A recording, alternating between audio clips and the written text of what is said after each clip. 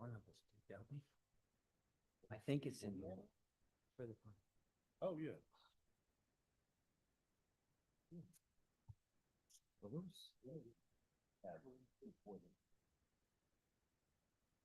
Okay, we're good.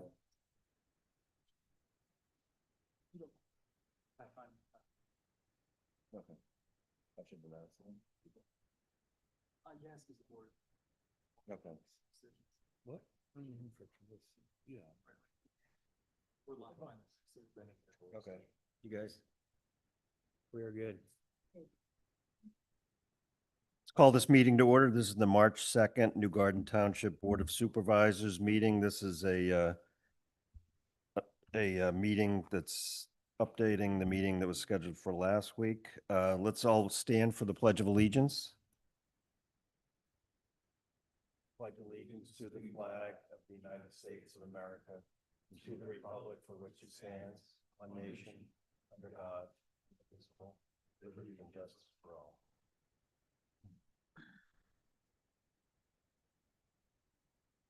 The board met prior to this meeting for fact-finding starting at 5:15. Is there any public comment? I haven't received any slips.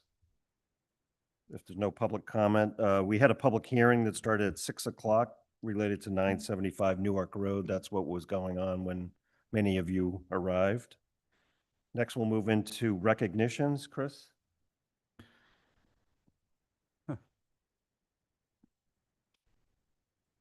Yes. Yes. Just know that we are going to allow for comments after the board deliberates from the public during that section, so you can wait if you'd like to do it further on in the agenda. Whatever. Works.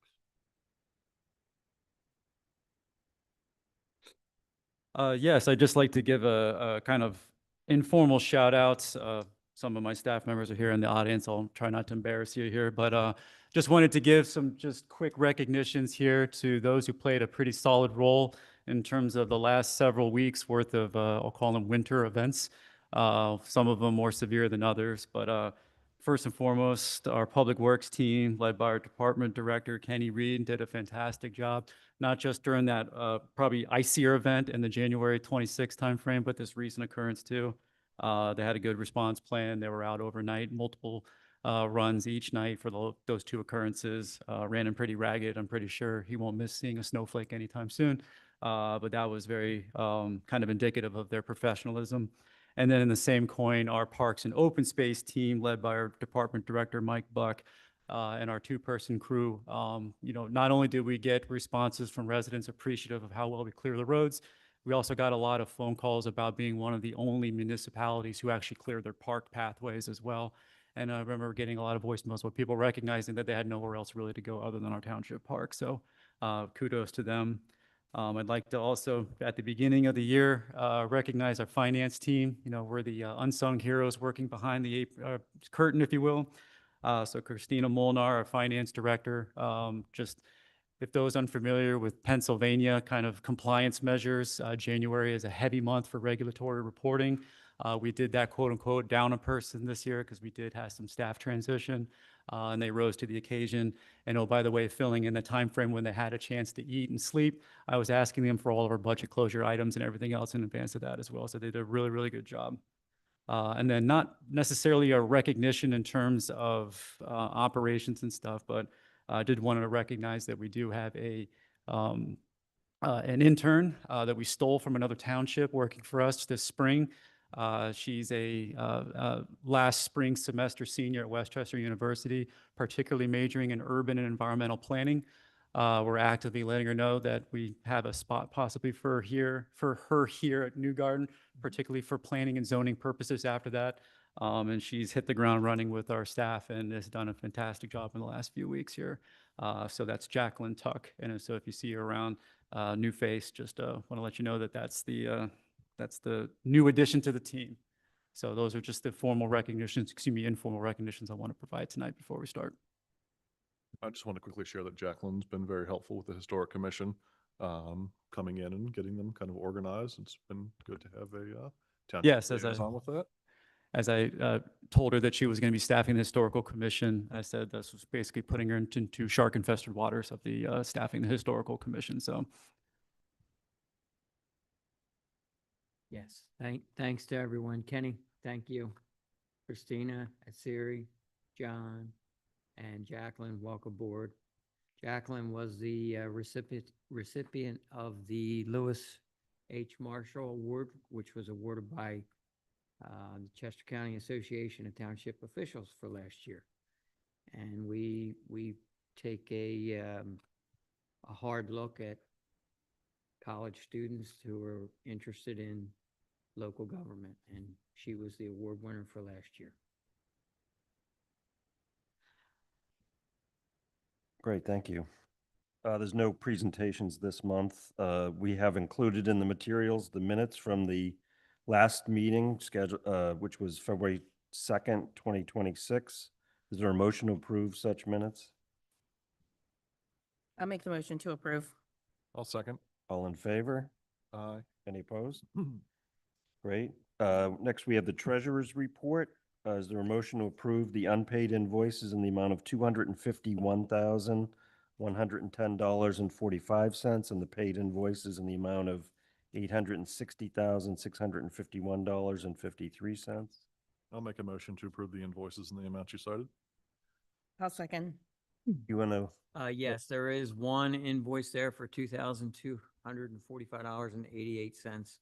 That was for work that was performed by my employer, not necessarily me, but I do want to disclose that and cannot take action on that. Rest of the bills I'm in favor of. great. No public safety report this month. And Chris, monthly department report? if it's okay with the board, I have the entire 25 year-end performance report that's kind of a capture of all of 25s. And so if we want to ask questions during that time and maybe reference anything in just the 1 month of January and 26, I can summarize it in that it was snowy. That's all I have for Very that one. good. That's all? Yeah. Wow. Another snowstorm's coming, Kenny. No unfinished business, no new business this month. Moving on to the zoning ordinance public meeting number 4, Board of Supervisors review. Chris, I'll turn it over to you. Yes, with us tonight, and as an update, we had a two-person team primarily at the very beginning part of our zoning project that kind of whittled down to one as our primary, Samantha McLean, who, because we had to reschedule because of the snow event, is unable to be here tonight. So Seth's got shoes to fill in terms of going through the presentation. It is in the agenda packet and briefing the board kind of where we are at to date, which is left off based off of the Planning Commission's recommendation for the ordinance to move it forward to the Board of Supervisors. Seth, you're on the screen. If you want to turn your camera on, you have to show your face here. And basically the goal for tonight is to go over those summary items, as well as this is the board's now time to openly deliberate about the state of the ordinance and map as it is based off of that handoff between the Planning Commission and you as a next and final body. And then with that, if you have questions, directives, things that you want to do, Seth and I will be kind of capturing those comments as well as Winnie and putting them back. And then basically think of it like it was throughout the fall timeframe with the Planning Commission. This is an iterative portion, but it's just with the board now. So I just wanted to clarify that. Okay, Seth, you got the presentation. You're going to drive from there. Is that okay with you, Chris? Yeah, that's fine with me. You don't have to tell me next slide. And anybody cannot hear, of course, we're kind of restricted to our overhead projector here being our central speaker. So as I said before the meeting, Seth, if you need to shout, go for it. All right, that's fine with me. No problem. Okay, with that being said, thank you everyone for having me this evening. It's nice to be with you. As Chris had mentioned, Sam and I have worked very closely together on this project throughout its life. I have been part of the project team from the very beginning, all the way back when we started this project in 2024 with our kickoff meeting and site visit. And I just want to take an opportunity before I really jump into the meat of my presentation tonight that runs through where we've been, where we're going with this zoning ordinance update, to recognize the members of our zoning task force. They've played an extremely critical role in the development of the new zoning ordinance and somewhat of the saldo for New Garden Township. Members of the Planning Commission and then some key stakeholders in the community that provided some really fantastic input and discussion throughout this process. Have been very helpful for us as staff, have been very receptive, very engaging. It's just been a high quality steering committee that has helped us work through this project. A little bit of the agenda for tonight, going to talk about the process, the most recent zoning map and zoning ordinance, and then quickly run through some next steps in the adoption process. In terms of the process for the zoning ordinance update project, we kicked off back in September or summer of 2024 with our project kickoff. It's where we had our site visit. We came out and took a drive around New Garden with Chris and some of his staff to talk about some of the key issues that the community has been facing and how we can plan to account for those and adjust for that into the future. Series of public meetings in some districts and maps, open public meetings throughout August of 24 into early 2025. So again, some more public outreach meetings in May of 25. And then we try to transition more into our Planning Commission public meetings. Late summer, early fall of 2025, we met with the Board of Supervisors in July of 25, and then presented our first kind of iteration of the final draft back in September of 2025.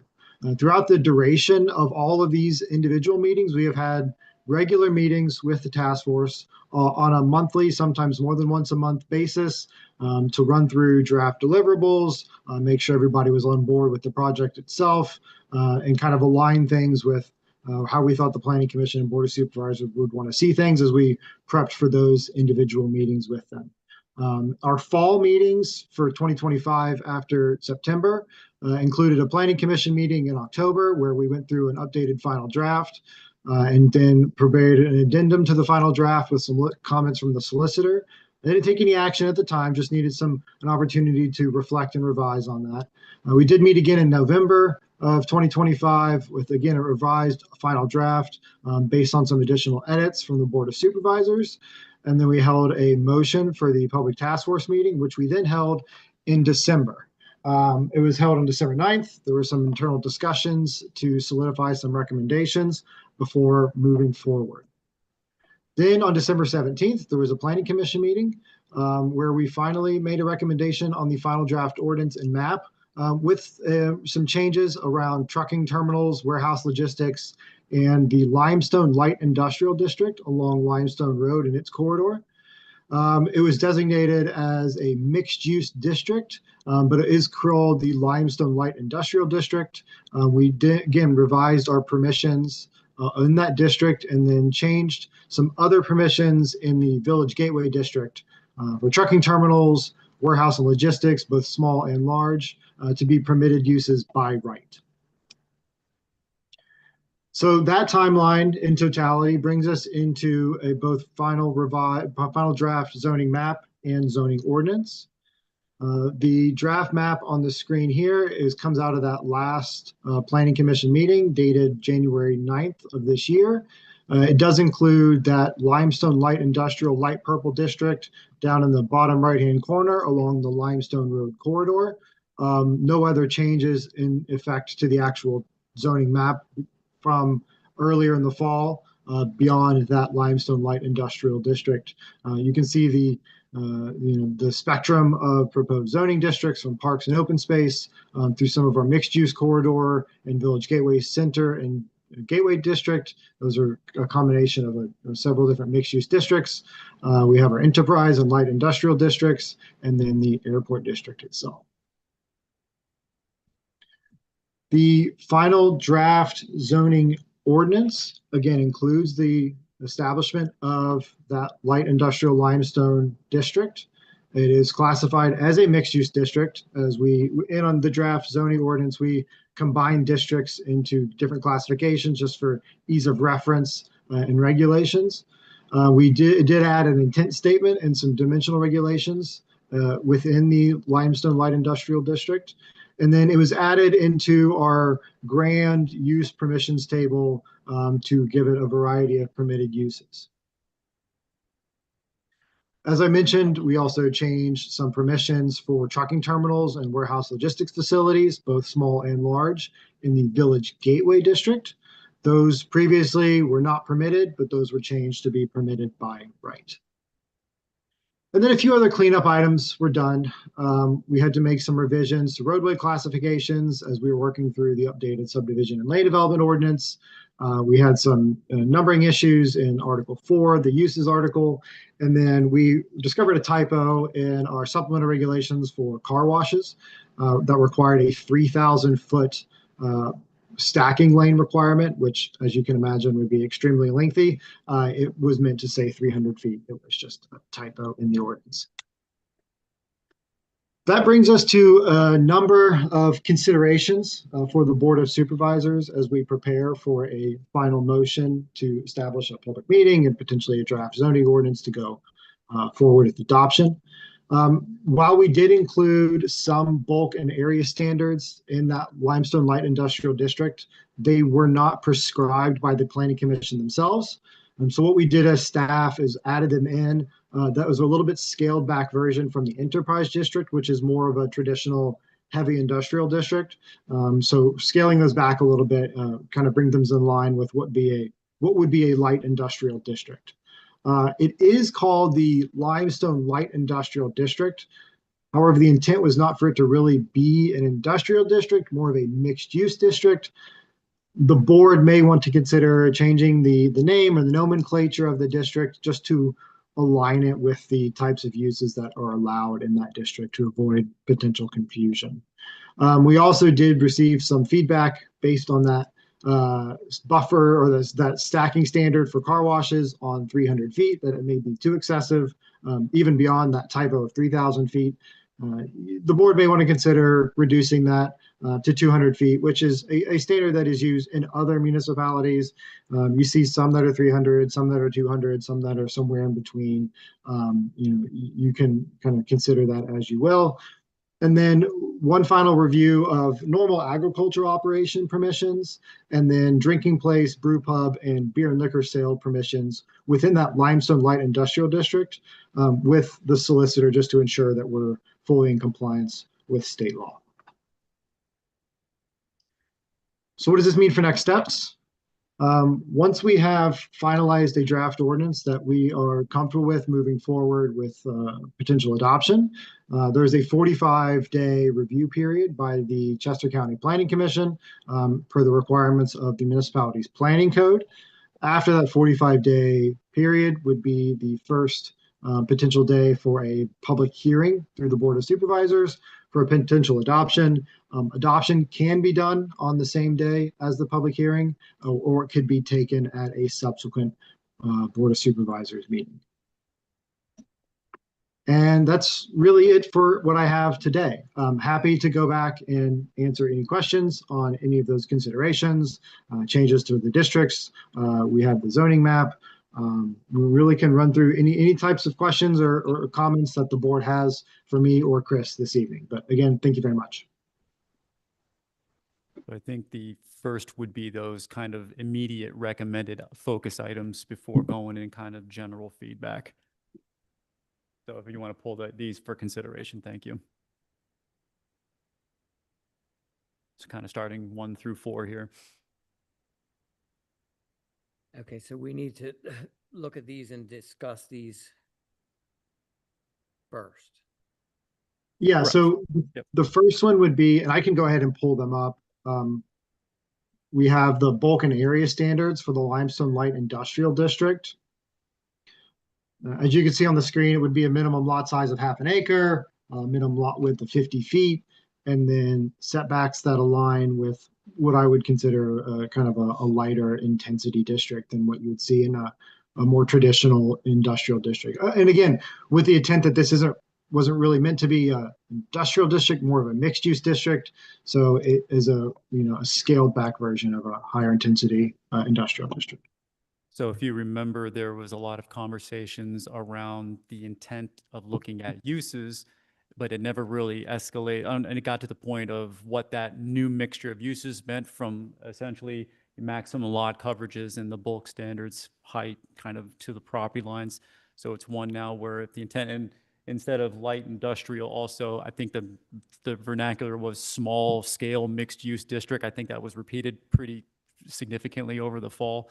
Mhm. Just number one, what does a small scale use district kind of mean in terms of just what you would call it? But then two, kind of what does that mean in terms of, keeping it constricted from a max lot coverage, expanding it out like that? That's where we wanted to get the input from you tonight.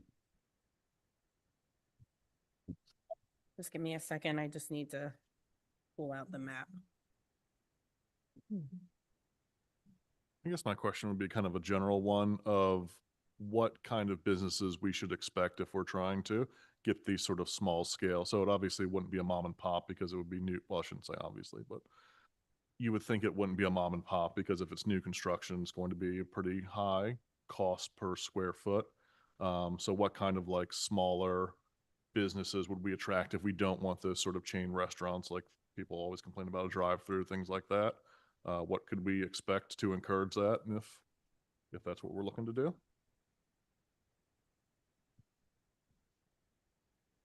So we have proposed a series of uses in the limestone district, again, trying to align with what Chris had mentioned, some of that lighter scale industrial mixed use district, via special exception, some general assembly location establishments. Bed and breakfast is a special exception or permitted use by right. We do allow for some residential in that district because there is some in that area as it stands today. In terms of civic and institutional uses, it allows for a variety of those. Businesses and retail uses via special exception, beer, wine, liquor sales. Outdoor sales lot would be permitted by right. Convenience stores, dispensary would be special exception. We do allow for our neighborhood retail, which are establishments that are less than 3,000 square feet in size as permitted by right. But greater than 3,000 square feet is a general retail, would be a special exception use. Automobile fueling and limited repair, special exception. Kind of Also, just a reminder, this is different than the previous unified district. You don't have one requiring a build out of another. That's also because in terms of our market, we're a little bit more constrained by the amount of rooftops available in New Gardens. So it's really one where the old adage has always been retail chases rooftops. So if you want more organic kind of local businesses, you would have to have that kind of more kind of flexibility of like a 4/1 type concept or something like that. You would have to build more density in an area to get that kind of tenant infill function around it, more so than like a designated standalone pad site for a more chain kind of brand, which it seems like you want to avoid. That's just the reality of it. No one's going to build a speculative 5,000 square foot pad site for their own brand new business that they've never done before.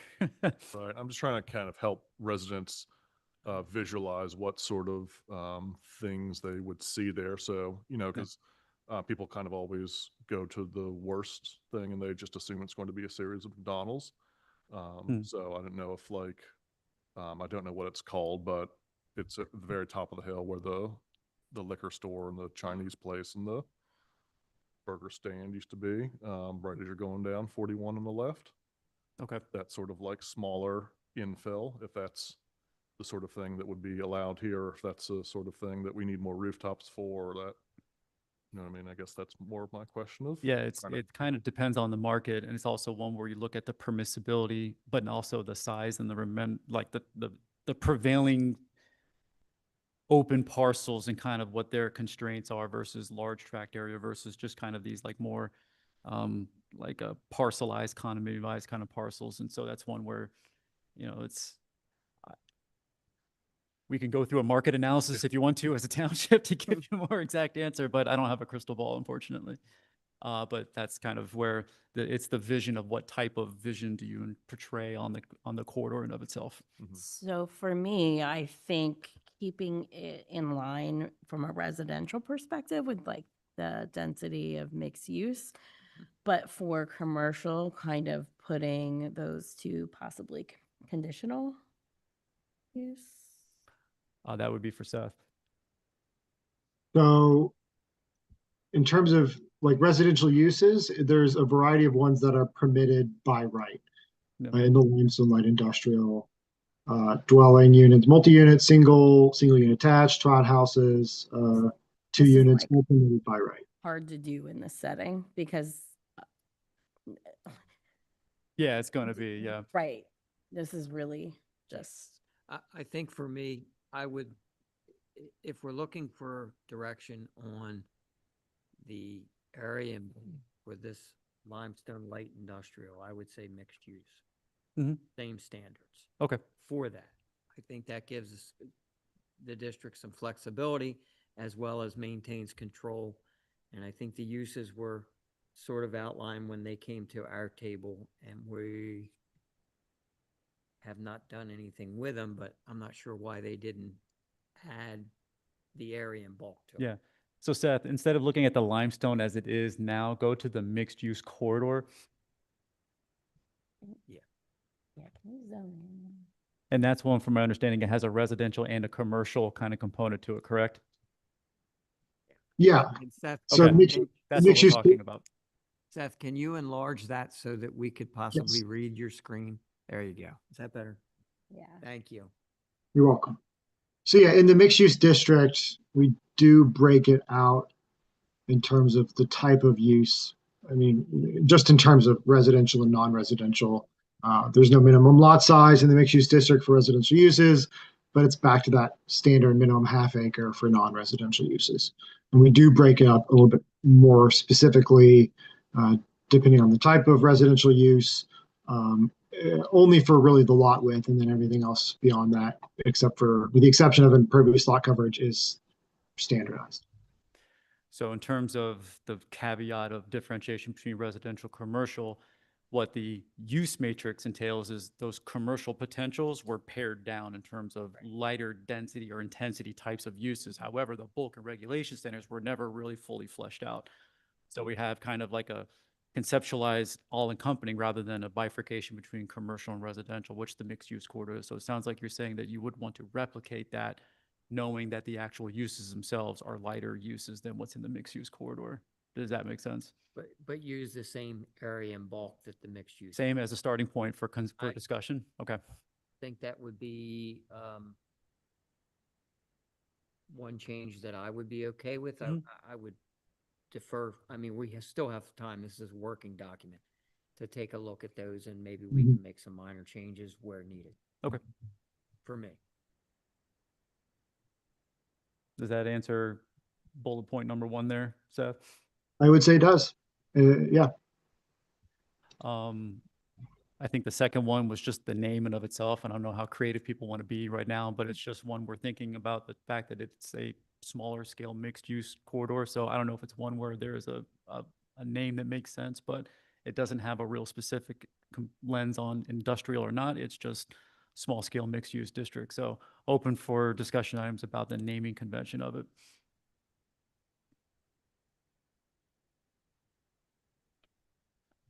We can crowdsource it. I and don't call it. I have no preference on the name.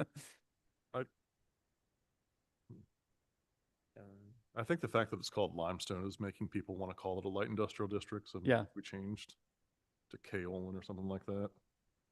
Or just Prefer- take limestone off and just, Seth, if you want to interject, has there been any other names for something kind of different of a higher intensity mixed use to a lower intensity mixed use? That might help. Mm. No, I'm not thinking of anything off the top of my head. Okay. We can look into that offline if you would want to. Smarter, not harder. So maybe some entrepreneurial locality in Pennsylvania thought of something about that. But that's basically what we're doing, is we're taking something that it's higher intensity and trying to name it. But you generally try to want to keep your zoning districts kind of like mixed use, industrial, kind of like you want to have it based off of that more so than just the street name. Mhm. Tell them he can name it. To me, it's a name. It doesn't matter. We'll have a staff Whatever you contest want. and everybody can weigh in. We'll get some ballots from staff and we'll Right. come up with something. Mhm. But we can work with that offline. Okay.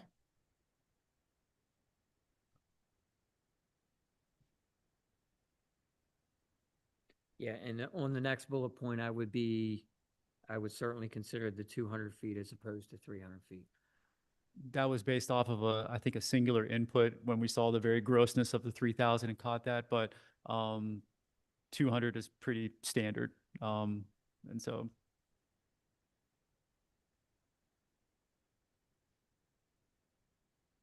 That works for me. I can. okay. Mhm.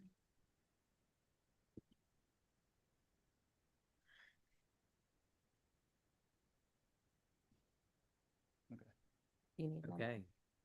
Review uses normal agriculture operations permissions. Winnie, we received a letter from, I believe, yes? Yeah. If you want to address that and this, I think we're going to be okay. Ah,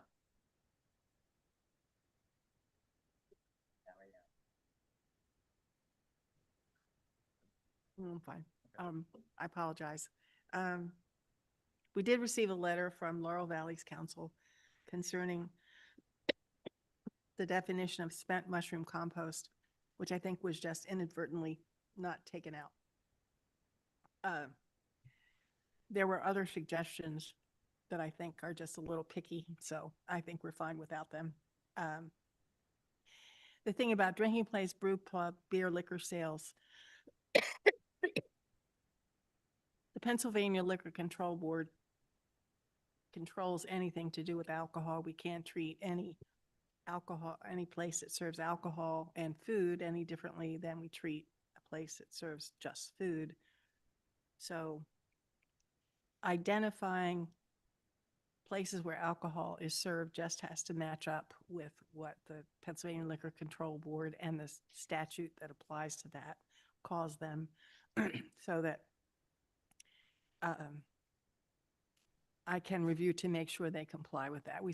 We're very restricted as to what we can do with alcohol, with the places that serve alcohol, when we try to go beyond what the Liquor Control Board lets us do.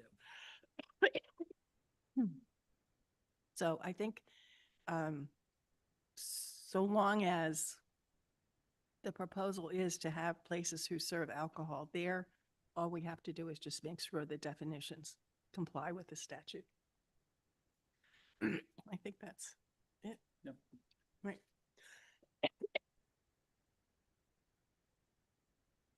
Yeah. Seth, did you get that? Yes, I did. Okay. So I Apologies. think the next one was, if that is okay, just kind of open comments. Seth, you want to start with a map? Yeah. Okay. Is there a way to kind of zoom in on a little bit, or maybe Yeah, I can? let me pull up just real quick a better version of it from the project website, and then we can use that.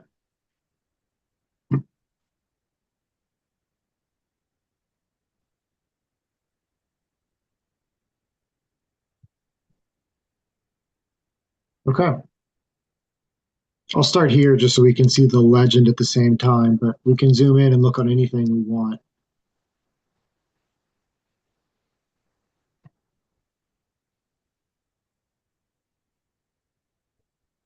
So I don't know if this one you wanted to go on like a guided tour, if you will, of the township, or Yeah. just general comments, but I know some have been kind of digging in. Not everyone's been digging into the documents, the process and stuff to date, but it's been kind of more ancillary to the process more so than in front of you. So this is the time where you can basically go over any recommendations or maybe some questions on some outcomes. Like when I think of the map, I think of this as that character map kind of infused overlay with the, the zoning districts are kind of an overlay of what the character map was kind of intending to be for both existing and future uses.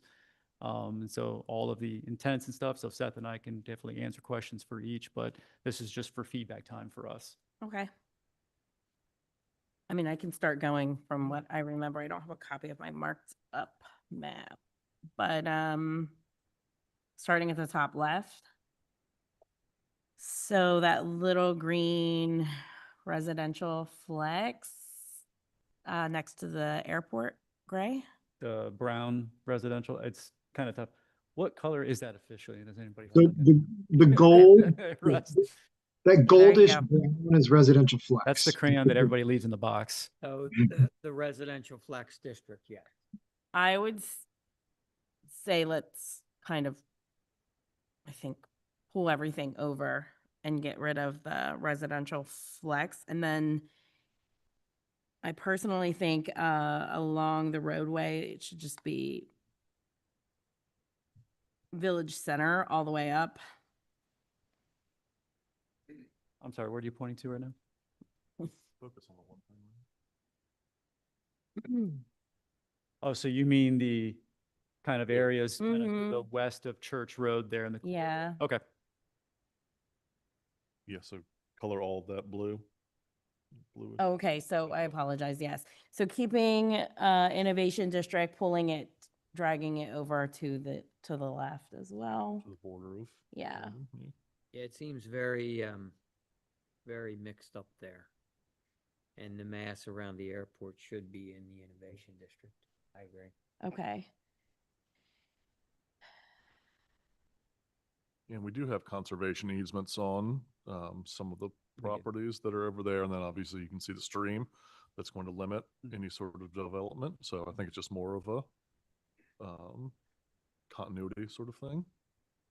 Because there are also hills and, would help if I did like my Vanna White interpretation there. something like that. Maybe. Just- yeah. Yeah, if he can just drop that screen down a little bit and we can cover that Sure. top half of the The township. upper right portion as well, right? Yep. There you go. Can you see it okay at this zoom level? Yep. Yep. Okay.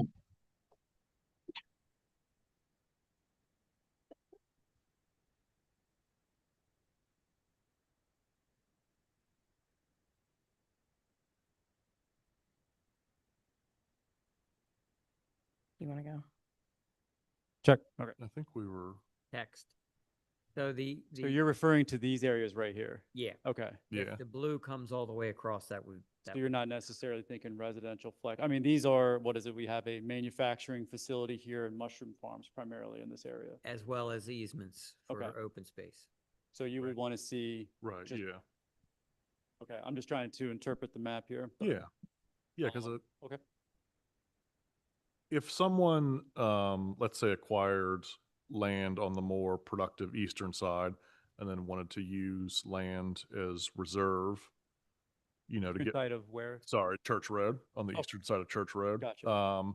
And then wanted to use like the land on the western side of Church Road, like a lot of these cluster developments do use. Is that something that would be allowed in that district, or is that a whole different? Mhm. When you say use, like, in terms, are you talking about like a transfer of development rights scenario where they're conserving land in one area and optimizing development in another, or just The acquiring land? bulk use, I think is what it's called, bulk use regulations or whatever, you can put X number of things on Y number of acres if you have them. Right. Yeah, I mean, yeah, we have maximum density caps in the residential flex. But I mean, in the In the innovation district, innovation district, is that one of the ones that's just, setback? Or is there? Is there area and bulk in the innovation district or is that setback? there's both. There's both Okay. for individual different uses. They I are think- they're not broken up like we do in the mixed use district. Yeah, so to David's point, if you look at Church Road, you have a mix of residential flex and then larger parcels that are in the innovation district. If they were all innovation district, it would potentially be a better use for access and the potential for either businesses or whatever type of development to have the same standards over there. Is that what you're trying to say? Yeah. Like, And I do need standards to- would be the innovation district as opposed to having parcels that are Okay. residential flex.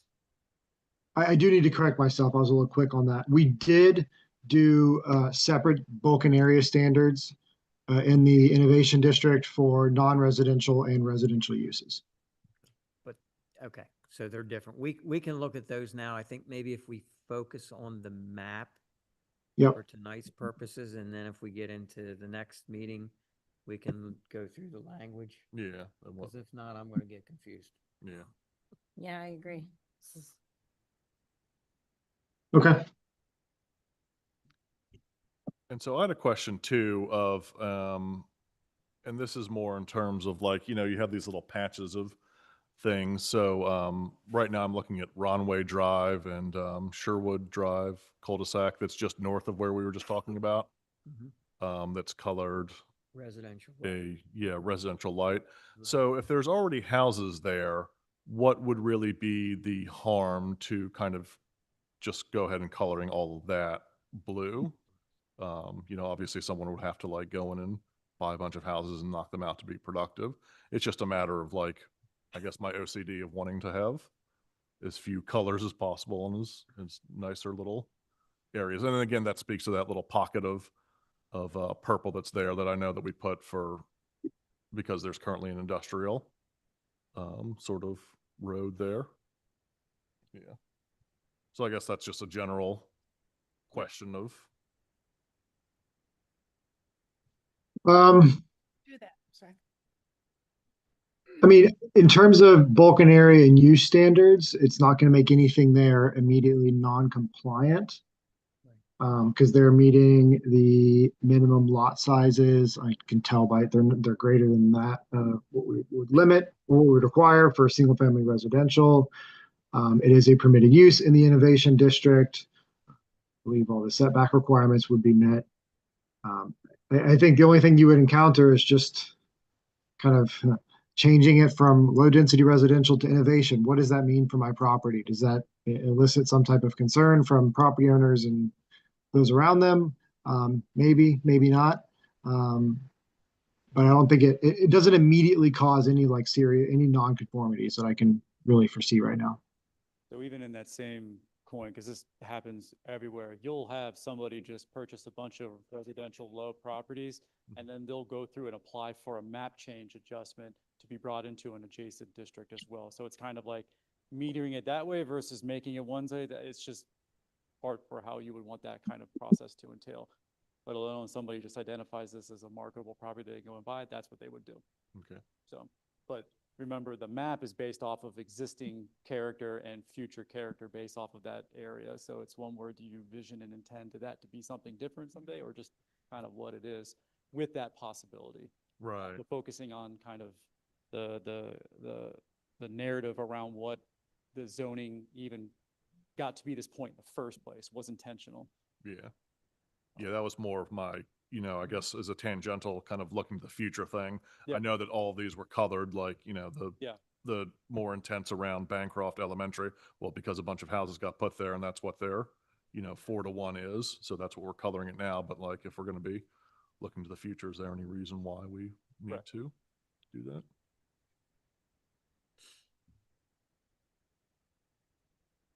I Continue. think someone else should. I mean, I have, Yeah, we have more things, so- but yeah. so- people. For me, the residential flex above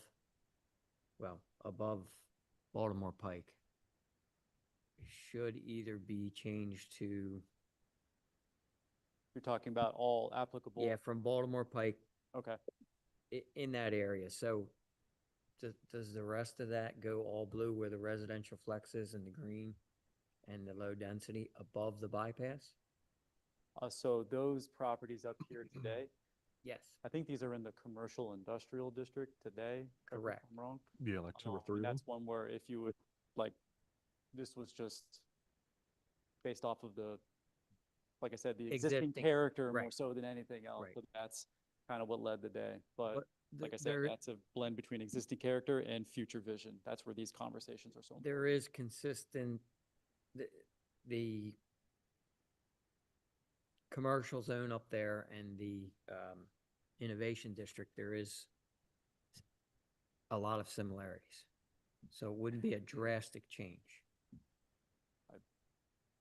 I wouldn't think so.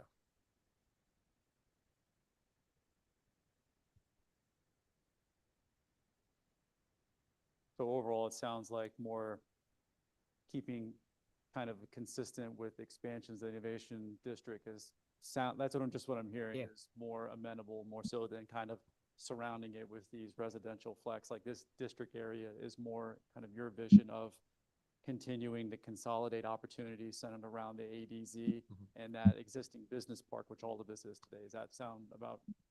And around the interchange. I mean, that's Well, the basically, interchange as well, because that's kind of a there's entry access. node into the township.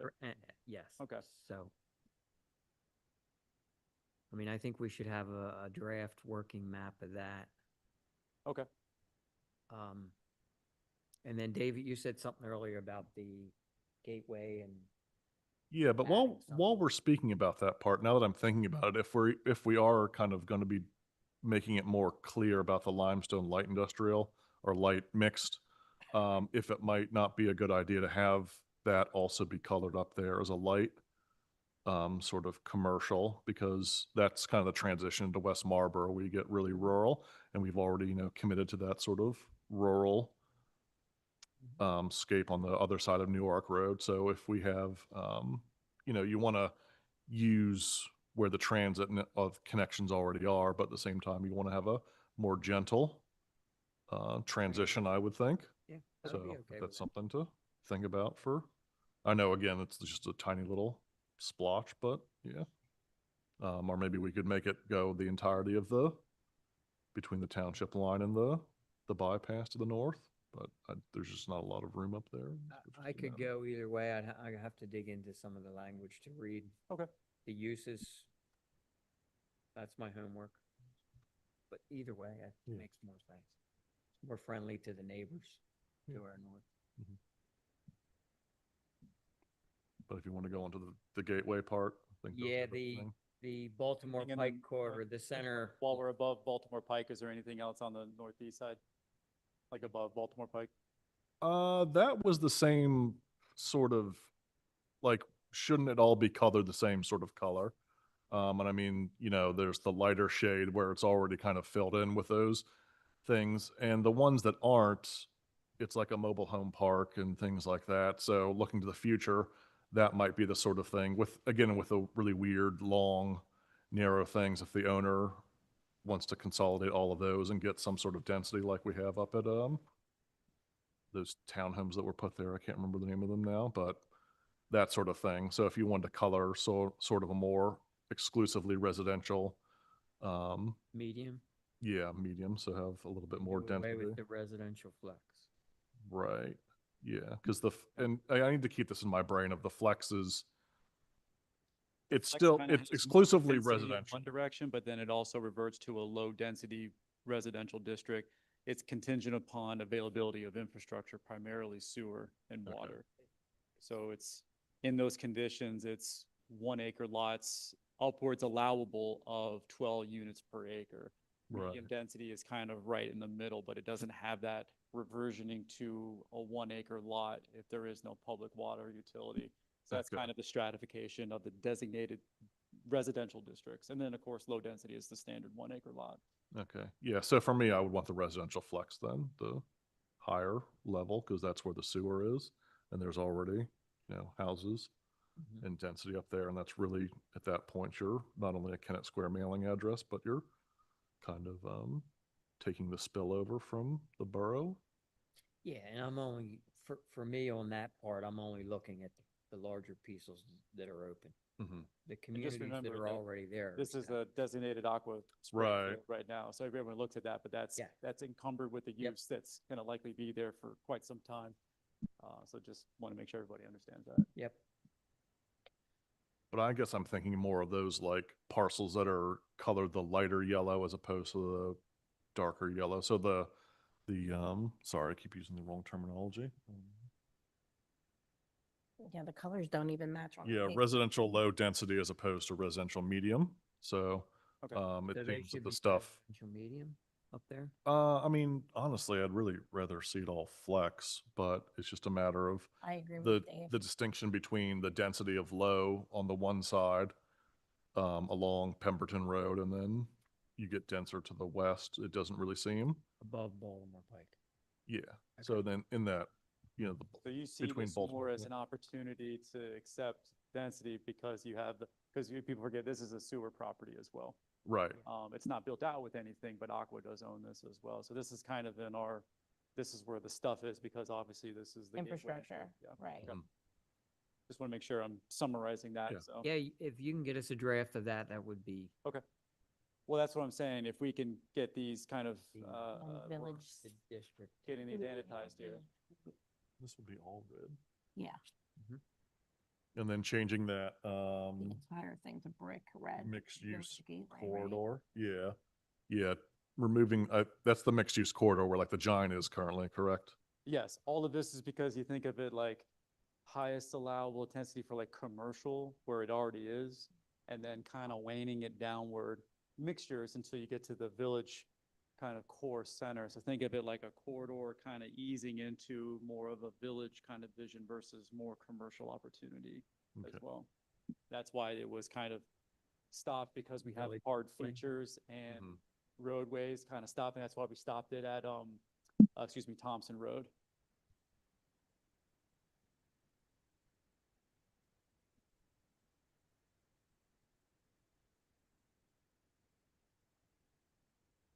Yeah, so where the current mixed use is, if that were changed to You would have Village- less Village opportunity for Gateway. commercial. for Village You Gateway. would lower your commercial opportunities, Yeah. including probably putting some of the existing uses into existing non-conforming. Mhm.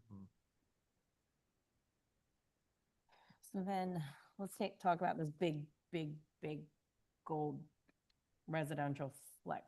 In the middle of the township. Yeah, Okay, so we're working down here. yeah, You want to zoom out, maybe get a little bit. So the large brown swath, we'll call this brown, just go with brown. Mhm. Yeah, that is currently in the map as residential flex with an Mhm. exception of the pockets that are already developed. Correct. Okay. I think for me, maybe slight extension of the mixed use corridor coming up. And then the rest come down to residential low. Or residential medium. Residential Medium is medium. 4, yeah. So like 12, 4, 1.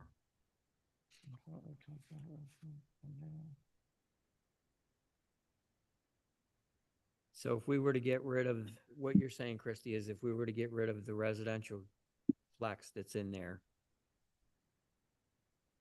if we were to change it to residential medium or residential low, we would really limit that. The other question I had was, can we drop some of the parcels that are currently in mixed use, Village Center and Village Gateway into that upper right-hand corner if they were to drop down further? You can, it would just Expand have it to a be little bit reviewed bigger. because. The all of this has orange to be on our done. map Oranges. here, Yeah. so expand that. And then Up. from 41. You're saying down. Do you mean? Yeah, I'm talking Baltimore Pike and then along the diagonal where 41 is, we should expand that up. Okay, So that part, goes- yes, because to me, it's more about balance. Like I can't in good faith, like Right. turn everything to high density housing here. I think that would be. So as it is today, pretty much all of this is low-density residential. Mhm. So that is, Off of all the conversations that have occurred to date, the reason this was kind of like a flex, which was you have an utmost higher density, but then you also have the no utilities, low density. And that's why it was put here is because this Sharp Road corridor in the township is the sewer wiring for the kind of eastern side of the township. That's like where the east end plant really branches out.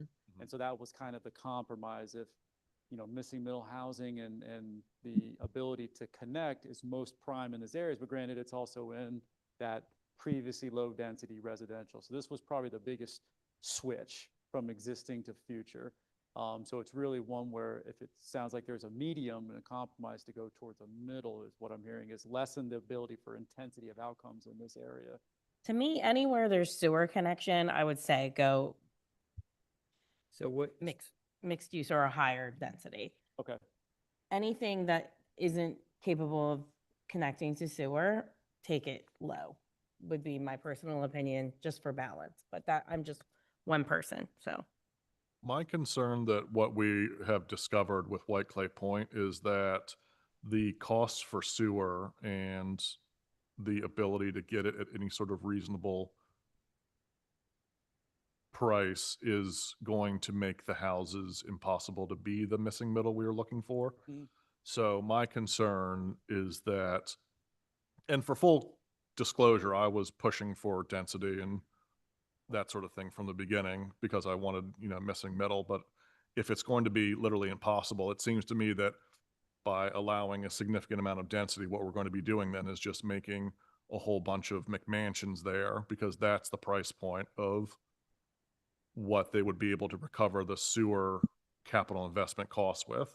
And that's clearly what people are going to start to be Okay. willing to pay for this area. And that's the last thing I want is, to have long-term residents be pushed up by these prices. So my question then is there a way for us to kind of reserve this density for a regional planning? So Kennett Township and Kennett Borough, who didn't make the terrible mistake we did and liquidate their sewer system to a third party, if we could get capacity from them in lieu, so like if they could take our waste and say, we'll put the housing here in our area and you can keep your part, lighter density, just give us the capacity to make that missing middle and those sort of things. Is that something we could work with down in the future? Because again, this is all about the future. Everything is subject to negotiations with Aqua because they're the provider.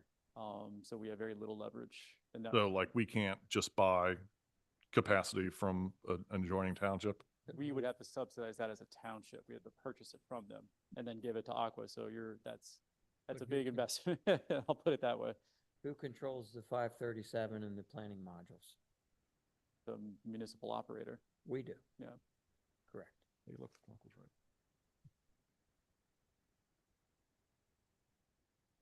So in terms of direction, you're like, just That- make sure I yeah, kind of yeah, no, summarize it's- that.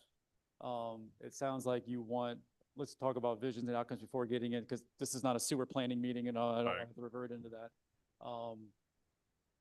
In terms of where the existing infrastructure is today, along that kind of corridor where the actual, and like I said, it is literally from connecting from here, kind of all the way down to here. That's exactly where Mhm. the actual Mhm. infrastructure is. There's one node that comes out along Bucktoe, but that's about it.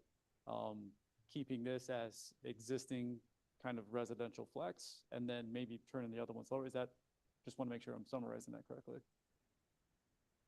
I think so. Does that sound about right? That, keep it residential flex. Seth, is that it? in that Because corridor. the one thing I want to make sure is a map is only as it's good as it's justifiable. So you got to Right. kind of be able to justify where you're drawing lines. That's why we kept with the standard planning practice of Mhm. roadways, river features, forests, park even- functions and you stuff. Who are you So- justifying to? That's just like a rhetorical question of Yeah. who were just, Property owners, people. Okay, people are- just- but yeah. I didn't know if there was like a higher authority, like if the So- planning commission is gonna be like, well, no, No. you can't do that. So Well, you will get residential review and medium- commentary from them. That's part of Right. it. But that's just Okay. advisory in nature, right, Winnie? Yeah, okay. If you did away with the residential flex at 12 units per acre, Mhm. and you went to residential medium, you would have the potential of at least 4 units per acre. If you went to residential low, you could potentially, with public water, public sewer, as I read it, you could get 2 units per acre, I think it's one. 1. But I think there is some leeway in there on planning that you could get 2. So those are your options. So let's just say it's 1. I'm happy with 1. 1, 4, or 12 for this whole area here. But I do think we need to do a little bit of work and drop the Baltimore Pike corridor with more mixed use and extend upwards on 41 into that district with more commercial. Right. But still, that area is very, very large. It's the center of the township. It has no, I mean, Newark Road's not the greatest road in the county. Yeah. Yeah, and then the other thing to think about is, eventually, what's it? Bancroft. Mm-hmm. Bancroft going into Old Baltimore Pike is just an awful, awful intersection. And if we're going to be, either doing more houses up there or more commercial, Mm-hmm. then I don't know how we get that road fixed, to be honest. That's a state road going into a town, or a township road going into a state road, correct? Yes. Okay. And the Bancroft-Baltimore Pike intersection has been reviewed in the Act 209, so based off of your influence of It's in generative there. new trips, that's per Act 209's requirement, that they would have to do the traffic study in order to be able to say, this is what our impact is, and they could either A, pay the fee, or B, improve the intersection. We would pay the fee to us, and we would improve the What do you- intersection. That's kind of how that whole process was intended to work out.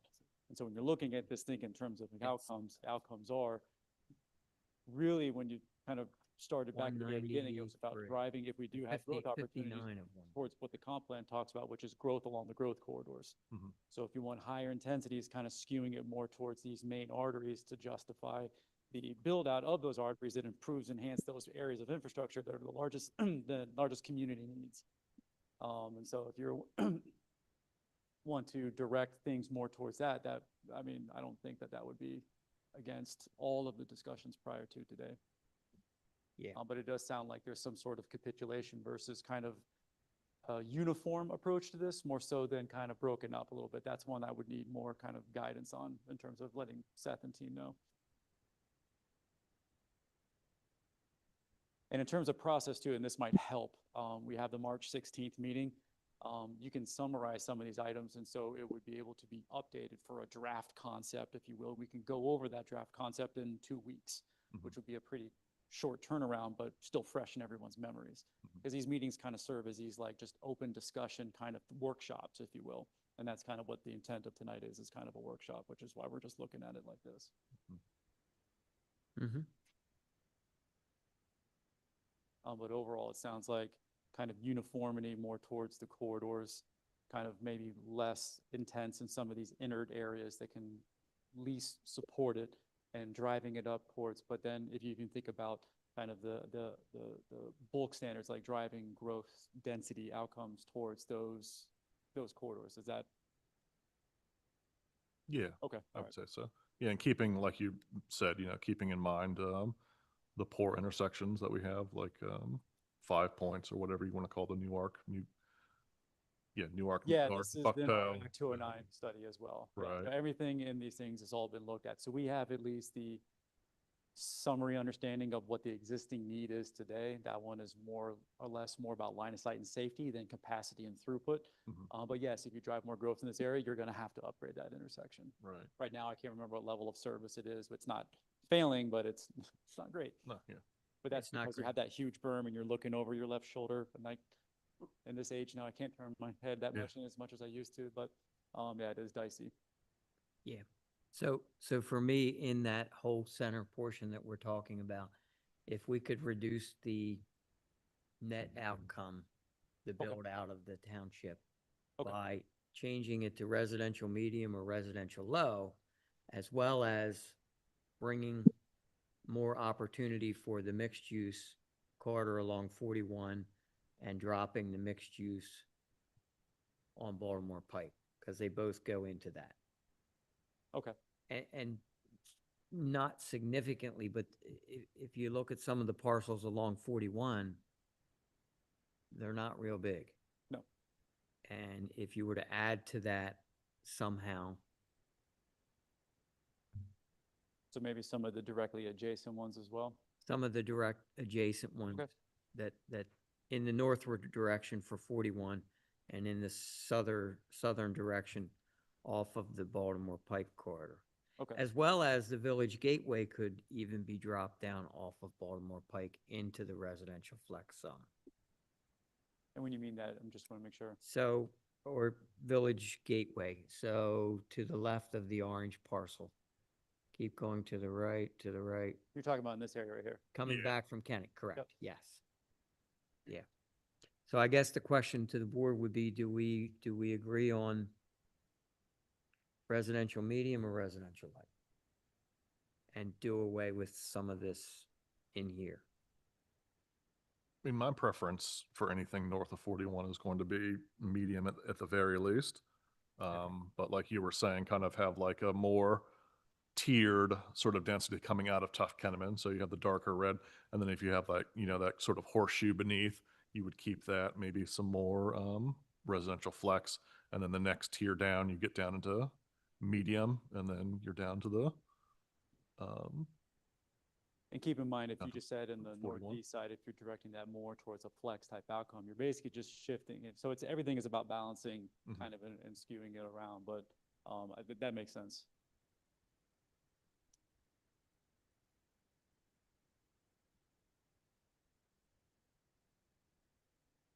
Ted, what do you think? Further south for consideration, I know we already had the kind of the limestone district, if you will.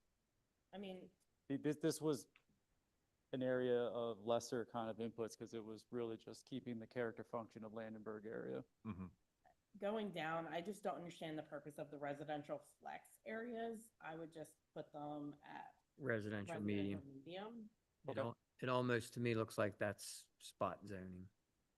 If it were residential medium, and there are a little bit, even the, You mean these areas right Winnie? here? They're the only ones we're talking about, right? yeah, Okay. And keep going down. and then That little there's weird another one one. Oh, down is by there- where Christy lives. Down Well, that's at the where I point- live, but That's residential medium. That's residential medium. Like there's resident, I don't know, these. that's my house. Oh, right here. Sorry. That's where Dave Yep. lives. Yeah. So And that- making this more uniform with residential medium. Okay. And then further down to the point of the township south. I'd have to bring the map up. There you go. Yeah. What Broad is that one? That one is Broad Broad Run Run Ridge. Ridge. Yep. And that was solely to Based off make of it its existing conforming. character, yeah. Yeah, I think it doesn't Yep. have It- 1 acre lots or something somewhere. Correct. So we, Yeah, but Or- when they developed it, they're more than 1 acre if you calculate the open space in. right. Right. And but it's yeah, community open space. It's not public open space. Yeah. So, So that's another one mean- of those examples of things I was talking about of why it's colored a weird Yes. little thing just to. do we have to change those, Winnie, to make them conform, or can we make that all R1 as existing? So it'd be no net change if we leave it as R1. It's already non-conforming if you really look at the letter of the law, but if you look at the subdivision plan, in my mind, it's not. Yeah, it There conforms. was a If you, provision if because it of the law conforms, if you open take the space that totality of kind the, contributed that, Yeah. or right. we'll call it, it was an older conceptualized agreement for building out in a very low Okay, rural area of the we're town. good on the map. Yeah. You'll get us a draft, and I think what would be helpful Yeah. is when we get a copy of the new draft, if we label it BOS Draft 1. Yeah, so we can do that, and then Just for because when tracking Lee here. and Seth is here, what we can also do is, you know, you have that kind of toggling map currently. We Mm, can put the version between this one and what you're proposing there, so you can just see the differences there as well. Mhm. And this is just as we iterate. I think everybody kind of understands the existing ordinance as a comparison tool, so we're comparing between draft versions, if you will. Yeah. So I just want to be able to make sure everybody can kind of discern input, put it on the map, and you can look between what was changed. mhm. Yeah. And that would be subject to Seth and team being able to, like, doing the map updates are fairly straightforward because you're basically just going into GIS and just toggling things on and off. So that can be provided pretty soon. Okay. Yeah. And would that be something to where if you were able to get that, let's say within this week, you'd have all of next week available based off of everyone's interest, and then that March 16th meeting, kind of have like a version 2.0 discussion? Yeah, no, I think this is, the way I see it for the public's benefit, is this is work in progress. we're gonna make the changes, we're gonna make the changes sitting here in the public meeting, and we'll continue to update it when we get it to the point where we're satisfied. Okay. It's the board's right to adopt and change zoning and change the language, correct? So, and input from many residents. Yeah. Can I just, this is just my personal opinion, feel free to veto it. Mm. When we get to the section where we're going through, the uses by right, and, Mhm. you know, all of that, might it make sense for us to each get you back like a marked up version, Christie's copy? You know, and you can post it online. Yeah. And then we can talk through it, because it's just, I think in this forum, it's really hard to. And then like each little parcel, I have that written, you know, down on my copy, but I don't have that in here when I get that to you. Yeah. Okay, the marked up version. So it's hard for me to really like match that Do it again. Got it. right here. Yeah, so if that's okay with you, then. That that- Yeah, absolutely. I think that would it'll help. be online, and if anyone wants to Yep. see, I won't know what he's, you know. Bad enough going through it on your own. Well, you would have, like, Like, if you can We can talk summarize it. about it, you know, live. Well, so what it would be right now is you have this kind of January 9th frozen in time recommendation. That's that Excel spreadsheet that we're now also familiar with. You would just have multiple tabs.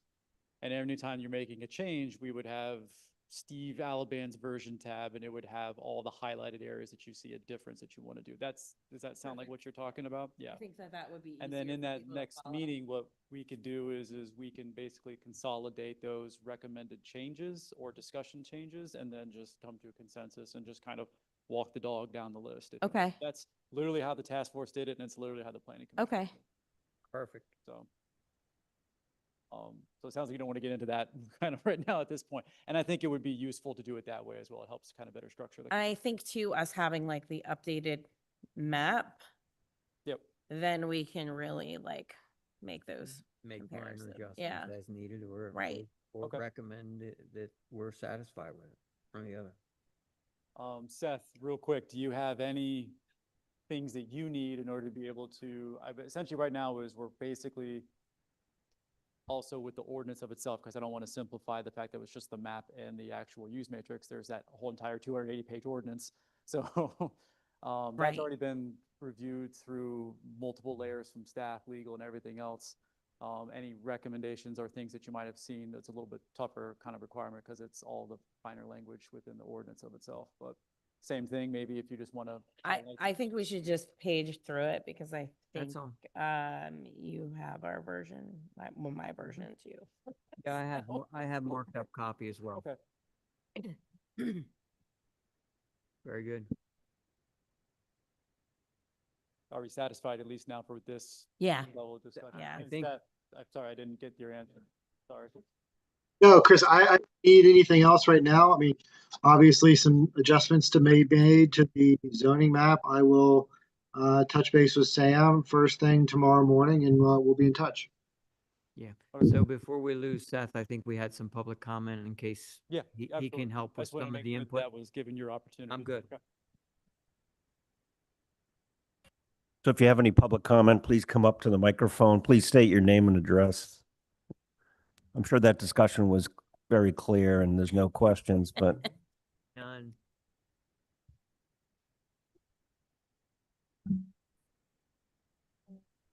I always write my comments, so, but I'm gonna hand these out. It's not gonna read them now, but that's a whole- We have homework.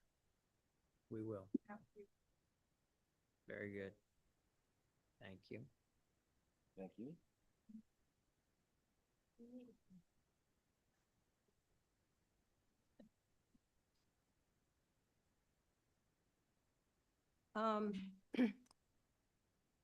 Anyway, good evening, everybody. My name is Clara Yellow, and I'm a resident and homeowner in Hollow Point. As an aside, Seth, I think I have something for you. While I was looking through the January 9th document, I was looking for, when I looked at the map, I saw the Limestone Light Industrial District, but I didn't see it in the table of contents. I know I spoke to you about this, Chris, too. So the Limestone Light Industrial District is missing from the table of contents. It's on page 105. And if I understood correctly, there's elaboration that needs to be done on that page from just this conversation tonight, correct? Okay. So first, I'd like to thank the Planning Commission, the Task Force, and the Board of Supervisors, as well as Chris and Baker, of course, for the newly formed Light Industrial District. Although after that conversation earlier, I have to say I'm a little confused as to, is it in, is it out, is it going to be renamed, whatever. So, but my comments are based on before tonight's meeting and before anything was published in the last couple of days online, because I did my homework. And to clarify, it is, Week meeting. It is based off in- the conversation, to clarify, it is in, it was just more about the actual bulk standards. That was kind of the emphasis for today's discussion, because they want to make it consistent with a mixed-use district standards, but with smaller uses, Okay. if that makes And sense. Were there any uses, were there any recommended designation for any of the uses? I was trying my best. That's the part we didn't get to We yet. didn't get So to we're that. talking about So, uploading it, Right. like each of our perspectives. Well, I feel a little better. so you're familiar with that, That's correct. you're familiar with that Excel sheet? That's kind of like the way to everybody can see it. The goal for the board is going to be everyone's going to put their kind of, And I that's want conditional. the label I use. Yep. So, okay, so the rest of my comments should be okay then. All right, so as you know, to get to this point during the last year and a half, everybody's been involved, taken many hours of discussion, and I have to say, review, research, rationalization, negotiation for many of the uses as they relate to, and again, I'm focusing on the Limestone Road corridor because that's literally nearest and dearest to my heart, figuratively and space-wise. And we appreciate all the listening and for the most part, understanding of our concerns as they relate to our recommendations. So I am speaking this evening to address the Limestone Light Industrial District uses that remain a concern to the district's homeowners. We also want to point out that our concern should also be of concern to landowner and business owners, as most are also applicable to their employees and customers. So of the 128 uses, the homeowners have remaining concerns related to 10. Please note that along and in close proximity to this corridor, you have at least 1,000 residents and an undetermined number of customers and employees. I would also like to reiterate that the comprehensive plan designates the Limestone corridor as small-scaled, mixed-use, and Limestone Road itself as an artery to support the flow of traffic, which must be prioritized over development. At least that's what the comprehensive plan states. We believe that these 10 uses do not conform, or the designations for them do not conform with this statement, and we're requesting the following. And I'll read them in a minute, but I just want to say in summary, our concerns are related to size, width, height, depth of the structures, health hazards, traffic, noise, odors, toxins, transient uses, homeowners' costs, home values, and their impact. Okay, so what I gave to you, and again, don't have to read it or anything, are a summary of our concerns related to these uses and our requested designation. So there's 2 dwellings, multi-unit and townhouse. The multi-unit, in order to conform, we request conditional versus permitted. Same for dwelling townhouse. Outdoor sales lot, we request special exception versus permitted.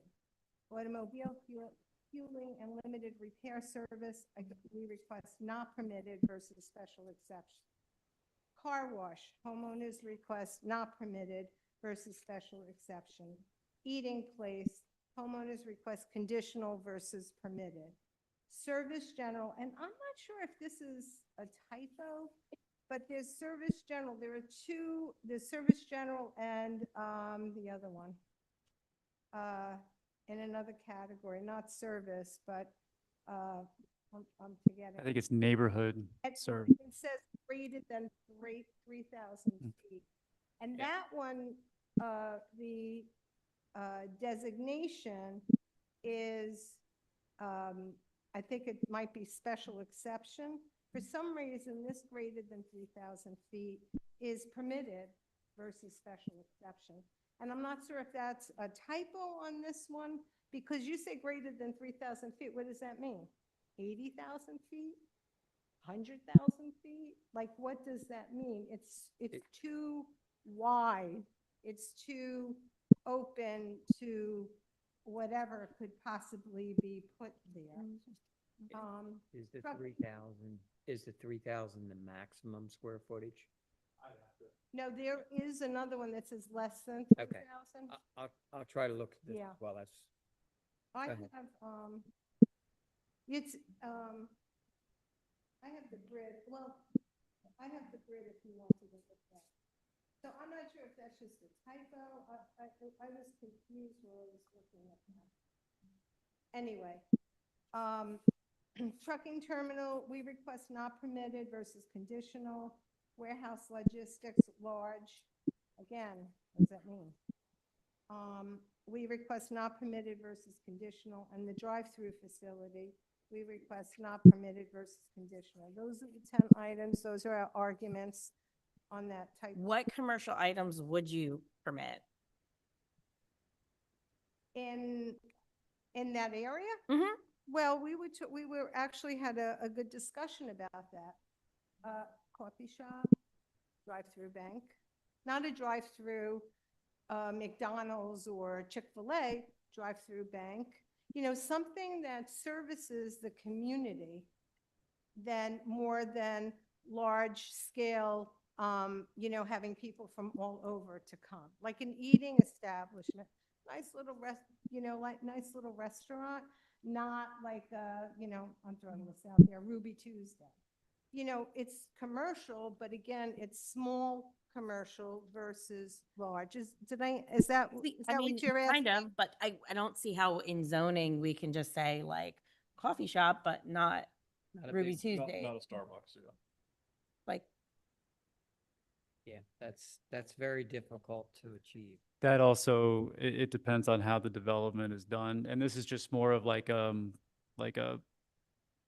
market viability kind of component to it. If you have a kind of more neighborhood type style development, very loose density, you're not going to get those associated national brands to come in and build standalone pads along that, 'cause you're just not going to have the roadway kind of traffic counts. You're not going to have the rooftops, so you're not going to get those. They're going to go where the activities normally are. Right, but that's to our point, kind of. Yep. We don't want that because it's going to create traffic. It's going to, you know, create noise. It's going, you know, so, but I don't know, Christy, did I answer your question? I mean, like limited repair service, that's already there. Like you have Wilhelm's, that's Yeah, already, Williams is there, is that okay? but not an automobile fueling station. See, we don't have a problem with the repair. It's the automobile fueling, and we've done some homework on that. And literally, if you live near a gas station, your insurance will go up. So, like I said, we've done, you know, it hasn't been an easy time, done a lot of homework, but, so those are the things, a repair, you're absolutely right. I use Wilhelm's. I think it's great that he's right there and I can go, but he's not, you know, as far as I know, he's not, you know, giving, you know, he's not a fueling station. So anyway, so I gave you the handouts. I would read, if you'd like me, the 10 items, but we might be here a little late. So did you want to review any of them? What, like, or are you okay with just taking the handout? Yes. You're okay Yes. with the handout? Coloring meeting. Yep. This is the coloring meeting. Now, we appreciate these and we're going to go through the uses in the next meeting. Yeah. Time And is- allows, Is that March 16th? yes. So that's another that's a public meeting? Okay. Yeah, everything will be here iterative in public meetings. It's just how many normal during board meetings, or if we want to branch out and have board meetings and standalone meetings, if it sounds like these workshops kind of extend through the night, and now we have to, get the rest of the business agenda. So it's a balance. So based off of that, and I was going to go over this at the very end of it before we close, kind of what that approach recommendation would look like. And it's just paying attention to the township website and communications and stuff to attend those. And I know that you had mentioned, getting some of the residents involved, and that, my two counterparts in the Harrogates couldn't be here tonight for two different reasons. So, but we'd be more than willing, and we met with some of the landowners over the course of this, and I'm feeling they'd be more than willing to meet as well. And again, I'm speaking for the Limestone Road Corridor. I can't speak for any others. So, so you have our support and concerns, and we'd be more than happy to sit and chat. I think you know that by now. And the last thing I wanted to talk about is that that we be given written advanced notice, maybe using the taxpayer mailing list of any changes from the current use or development, especially for those items designated as conditional and special exception. We just feel like if something's going to happen in our neighborhood, near our homes, that we should have an opportunity. I mean, I could just tell you right now, it's going to change, right? I mean, we could just with certainty. No, I think she means if any development comes down the line. So we Oh, pass it and then that would be something comes down. yeah. notice. I mean, If Because, you're I mean, talking any about, public notice. you're talking about actions, And conditional. So this way we'll No, I have a think she's chance to talk with you about it. may I just say that the municipality's planning code rules what we do, and your neighbor has made some suggestions about various kinds of setting up standard meetings. That just won't work. We have to act on each application as it comes in. Yeah. And there are requirements for notice. It is posted. We do put on the website. But his suggestions about regular meetings that we make developers comply with violates the municipality's planning codes. We can't do that. So we just have to act when an application comes in.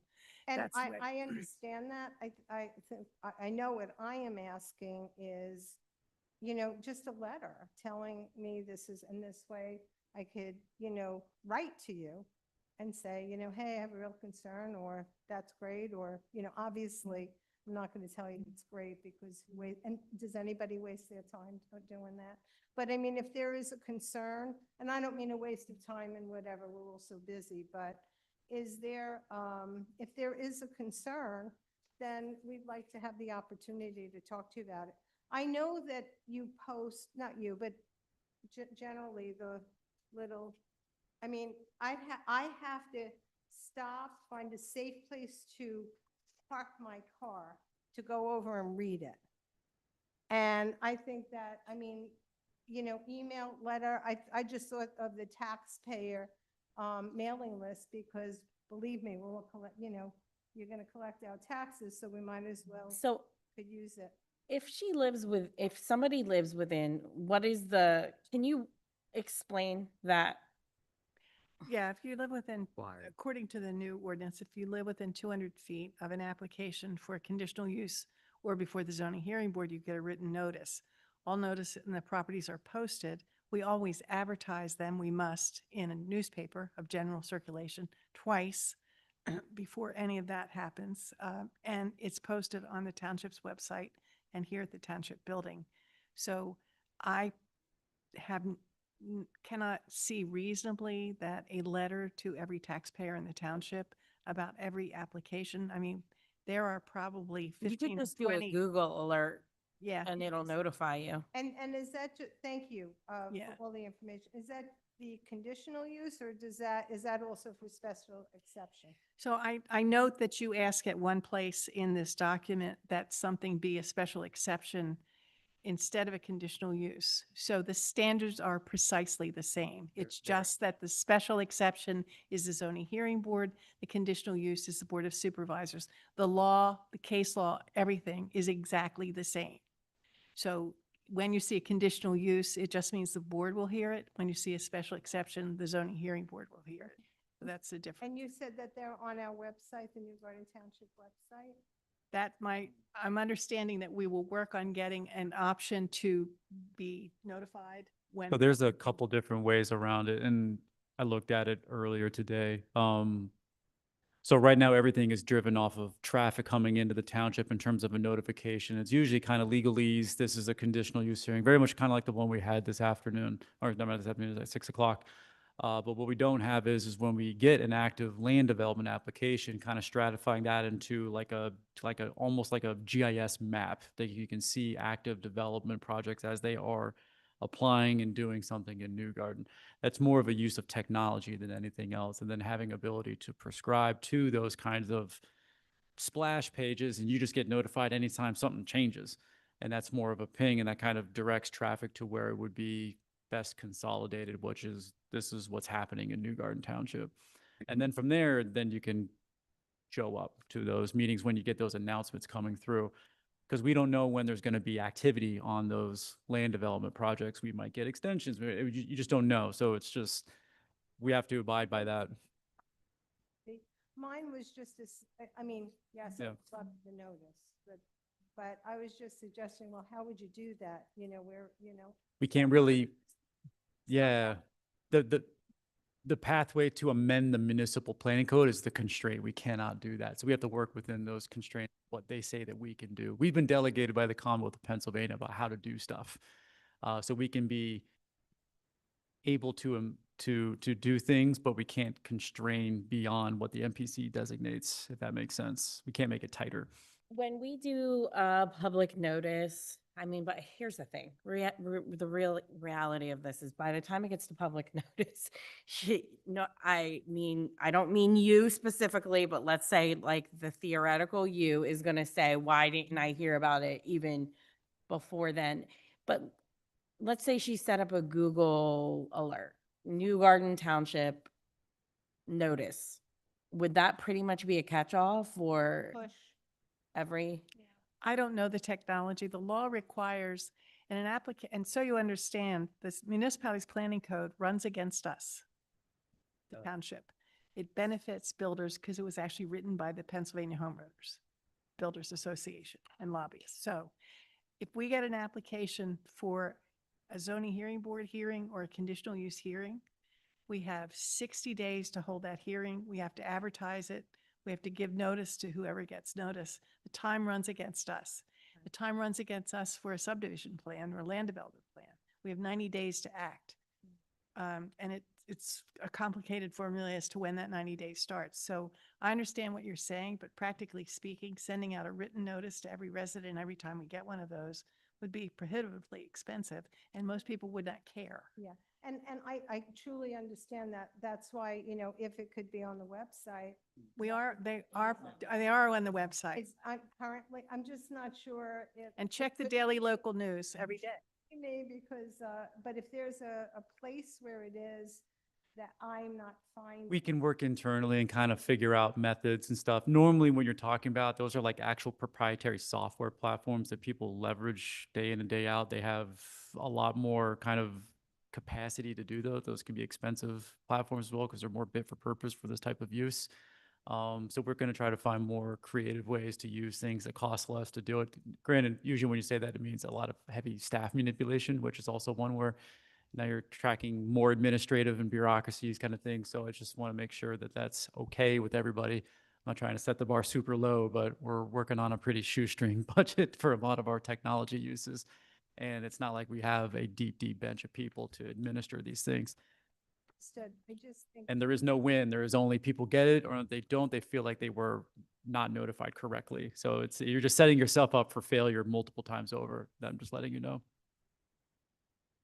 I do. In the notice, you don't need to pull over, just call Chris and ask what it Poor says. Chris. Call the township, ask what the notice is, right? Like, I mean, Yeah. something, if you don't feel it's safe to Right. stop. you don't- Because That's land development wide. I've never known anybody to really be satisfied with the signs that get put in the ground. They're Does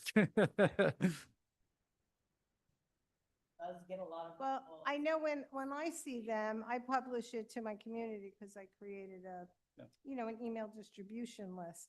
But, it doesn't mean that it's not going to blow over and disappear and I miss it, That's why I'm asking for something a little more concrete. But anyway, that was an aside. Thank you, Claire. Thanks for your comments. Are there any other public comments? I just wanted to point out real quick that Kennett Township has a dedicated page for their subdivision and developments. So if we had something like that, I think that would be helpful. That's what I'm talking to, but it would be almost a interfaceable map like this that you can go in, you can click on it, you can see it, you can get access to the plans, if you will, like that level of detail. It just requires the configuration of it. Right. So. Okay. And we have it in our budget this year for GIS consulting kind of efforts, and that might be a project we recognize as value add. Great.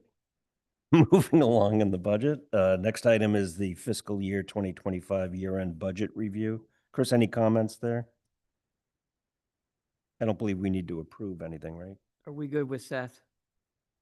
Yeah, let me go ahead and turn it over. Seth, you're good to go. Thank you. Thank you, Seth. Of course, I got thank this next. Bye.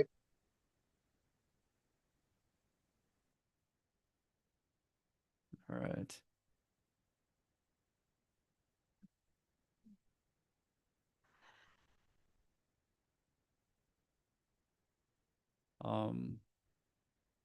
Sorry, let me just get configured. I think I might have killed the live feed online, so just give me a quick moment here and try to see if I can get it back up.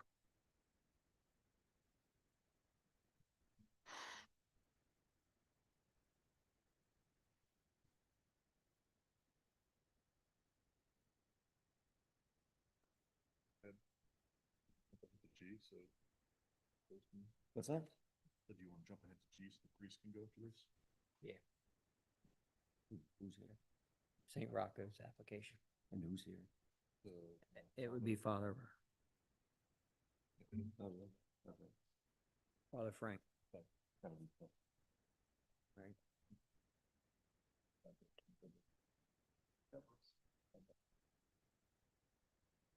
Father, we're gonna skip ahead to your item. It's item G, Resolution 2026-009, land development waiver for St. Rocco's Parish. The board's being asked to approve such resolution for the land development waiver request for St. Rocco's Parish property located at 313 Sunnydale Road. Robert, you want? Yes, Robert, if you can help us. Sorry, I didn't have my microphone on. All right, so St. Rocco's, you have a memo, you have the engineer from Padula Engineering and from Pannoni, kind of reviewing it, that this land development plan was in fact approved with the 3 future buildings on it. The waiver request from St. Rocco's is to waive them from going through any further land development, that it was satisfied in the original land development as approved. And this would just be a construction, building permit for the rectory. And so that's what the waivers were. Okay, and you're comfortable with that? Yes. I will make the motion to grant the waiver for St. Rocco's Parish, considering the new construction on the rectory. Correct. Is there a second? All in favor? Any Just opposed? real quick, I think it's motion to approve the resolution. The resolution. Thank you. It would be. And there resolution. was a number 2026-009. Thank you. There was a slight typo in the agenda where it refers to it one way, then it says 007. It is 009 for this Yep. resolution. Thank you. I'll amend that. I'll second the amendment. Did you want to do the fee schedule while I'm here? Sure. Okay. You can go home. There you go. That's okay. So there's just a couple of updates for the, that didn't get, actually the 2025 fee schedule was adopted, at the beginning of the year in the reorg. This is just kind of taking and changing updating some of the, fees. One of the, probably the most notable for the board would be, for the, mobile food units.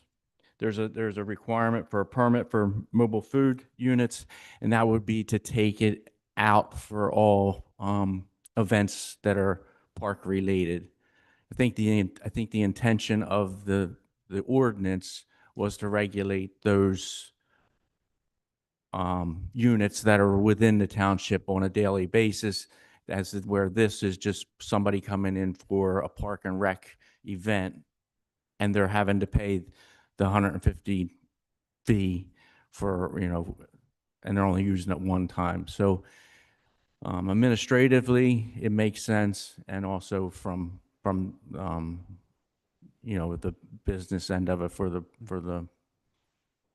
In the in the packet, you can see as a PDF, I did it with the annotated revised area, the track changes. So it's really just summarizing it into the fire. Yeah. Yeah, the other would be increasing the false fire alarm from 515 to 550. correct. We're fine. Hmm. So the only clarification I had was on the food trucks, that it would include all township events, including the airport. If that's what you want. Okay. Just clarify that. That's all. Yeah, if That doesn't prohibit them from coming in and seeking like a waiver on it and stuff, but that is standardization wise, we want it to be Nu- uniform. Number across the board. 7 is excluded are permit fee requirements for New Garden Parks and Recreation sponsored events. So we can change that to New Garden Township sponsored events. Yeah, that would cover it, right? Okay. I just need a clarification, that's all. Yep, we can do that. Good. Thank you, Robert. Is there a motion to approve Resolution 2026-007, revising the, Oh, eight. It is a wait, yeah. 008. oh, okay. Revising the fiscal year 2026 fee schedule. Is there a motion? To approve? Second. All in favor? Aye. Thank you, Rob. Thank you. Have a Thank good you, night. Robert. Thank you. Okay, back to item B, the fiscal year 2025 year-end budget review. Chris, any comments there? So in terms of the year end, kind of aligns with where we were at back in November. This is just a summary of that total kind of year end picture. All the information is there. I know in the interest of time, we got a lot more items to kind of get through, but all it is basically we did what we said we were going to do. That's not a fully audited, finalized budget, so it's more of just a snapshot of our cash picture, more so than the fully audited year end. That can be done later. That obviously is done later on in the fiscal year. So it's just one where if you have any questions or inputs about them, all the summary details are there. But nothing is different than what we discussed as of December. It's just a finalization of it. And if you have any questions. No. Nope. Okay, all right. I like to cross the Ts and dot the Thank Is you. at the end of the year. Next item. Yep.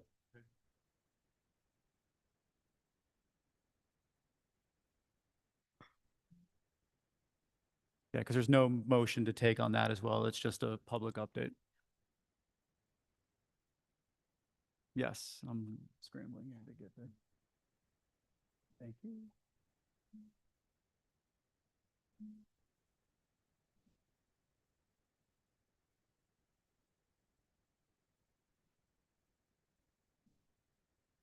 Present.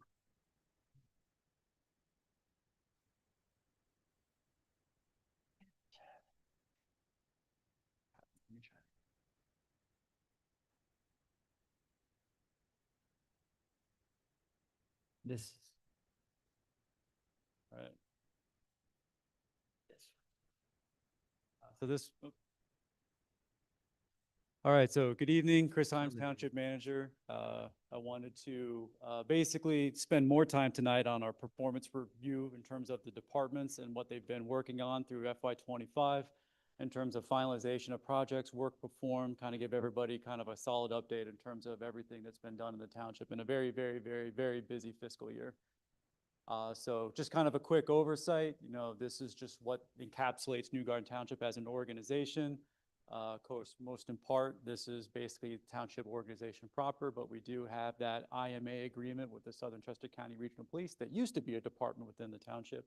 And then, of course, our nonprofit designation for Avondale and Southern Chester County EMS for our other public safety service for fire and EMS.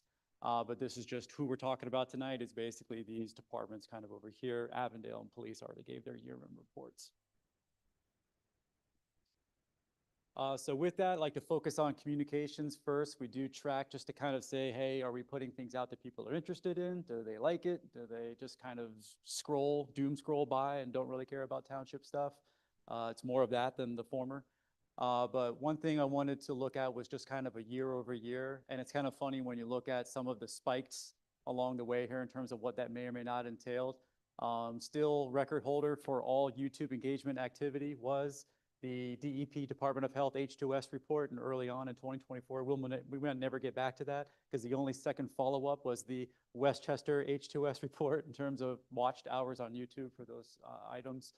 But for the most part, obviously watch time hours in the summertime frame was obviously the White Clay Point development came along and there were more concept plans and stuff like that. So that kind of raised up some activities there. But you can see as the conversations go off the agenda, so does the interest. In terms of Facebook engagement, it was actually pretty comical. Everybody also loves the fact that Baltimore Pike and Newark Road was part of that Facebook engagement. We got more of that than we ever have in the last 2 years combined, almost. And then in website, really it was just when we put something on there, we updated that the community survey report came back and we got a lot of drive time traffic for that as well. We tend to find, at least on Facebook, and I don't know if staff can back me up, but people don't engage with us on our page. They take our content, engage it on their pages, and then they talk about us behind our back. So with that, that's kind of been kind of the, we end up having to go to other sites to look at kind of what's happening. They actually have, speaking of software, they have software that does kind of a sentiment analysis based off of your name and stuff out there to put like some sort of like negativity word cloud out there associated with your township. So if you are interested in knowing that, we can definitely put that together. The one thing that I thought I was at least encouraged by, because it's been going up ever since we started ramping up the effort to get more people to subscribe, is we get about almost 850 engaged agenda viewers per month. We know people are seeing the agenda, and it's always one where you take 850 per month and you look in the room. It's like that's kind of the throughput of that. You know, so not everybody that engages shows up, but we know that we're getting out there. As well as just, you know, roughly over a third of the township goes to our website per month. It's not necessarily township viewers, but just in terms of patrons, that's kind of the scale to think of it as. But all in all, this is what we look at because these are the ones that we can correlate with things happening in our township kind of agenda and events and stuff. So the Parks and Open Space team, we look at everything in terms of labor hours worked. We do have up here, it's called non-performative hours. That was essentially, we had somebody in short-term, was it short-term disability this year? So we didn't track those hours against the township, they were put aside. But as you can see, the heavy focus really for us was grounds maintenance. It always is. When you have 400 acres to work on, a lot of it's gonna be on grounds consistently. And that's kind of depends upon seasonality, kind of the distribution between the parks. You can see grounds maintenance, heavy focus because removal of snow is a big part of that. So we have a heavy amount of labor really in the beginning part. And then really it's just, it fluctuates between community events, kind of the focus for that as well as facilities as well. So nothing here really broke out disproportionately other than knowing that snow removal is a large intensive endeavor to go through. But all in all, this tracks for seasonality, but they are very busy. It's a 2-person team for the most part. And they're all over the township constantly because our parks and our feature functions are all over the township. In terms of projects completed, if you don't remember, I just want to say like we've been busy kind of doing some capital stuff. This was approved, I believe it was actually very, very late in 24, but the work didn't start until 25. Obviously, right out here at our New Garden Park, it's kind of that kind of connective point, but a lot of stream armoring repair and the use path. If you don't remember, this was pretty grisly looking, if you will, when we first started out. So it was a part of a I think semi-grant funded project as well. There was about, what was it, Mike, $10,000 worth of a Hill Green Region grant for it. So all in all, there you go, thank you. In terms of a win for the township, because it does, like I said, whenever we have larger scaled events, people park here, they have to walk through to the part of the park, and tell them to wear their muck boots on the way to the community day event was not necessarily a fun thing to do. Mhm. This is kind of the center point for when you first walk into the park or drive into the park, and the Quonset hut was in a tremendous state of disrepair. So this was not one where necessarily the form and function for the inside of it, but the exterior as well. If you're gonna have everybody coming to the park, you wanna have be kind of in nicer conditions. And we did get a lot of compliments about how it looks, kind of that Chester County barn type style. So that was the goal of it. As well as the removal of a lot of asbestos. So that was helpful as well. So no more asbestos in the park. Mhm. This is part of a much, much larger project, but it is taking place on one of our township parks about the Smedley Preserve. So essentially you had this kind of large kind of cut through of a overly manually manipulated stream path that was somewhat channeled to kind of allow for a lot of sediment flow into the white clay from our golf course property. That's kind of the larger period, but it's overall it was about a mile's worth of stream repair. This was part of that PennDOT Turnpike and Township agreement where we finally got a location agreement for the park in 23. A significant amount of time going through design and permitting to get it done, but essentially the township is now fully in compliance with his MS4 program for DEP best practices, or BMP.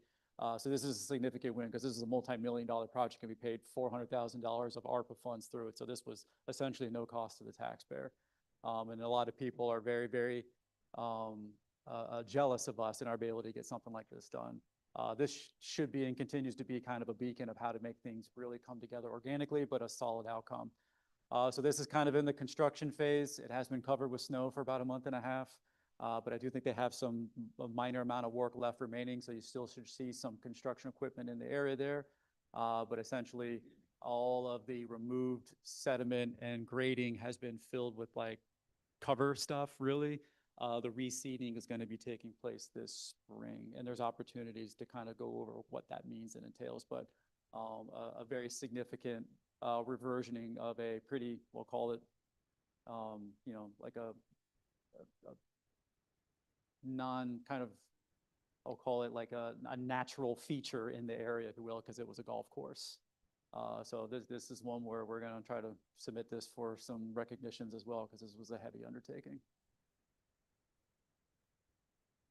And then, of course, our events, the direction was provided pretty early on. Hey, we got a great park here, use it more and make the events bigger. So we've basically given that guidance to our Parks and Rec Board and Parks team, and I think they have done an excellent job of making that happen. So we have kind of those really, really heavily attended ones in the park. Obviously, the Easter egg hunt, which is coming up soon. We have our 12,000 Easter eggs ready to go, as well as the community day, they're kind of the bookend events, if you will. But these are just some cross sections of it. So just pay attention to the event calendar. These will be marketed too, but overall, I feel like it's kind of met its intended outcome, which is people recognize the township for our events, which is helpful for figuring out other things that we could be doing within those, or just attracting new vendors and getting that going. But stopping there, any input on the parks? Just thank you, Mike, Andy.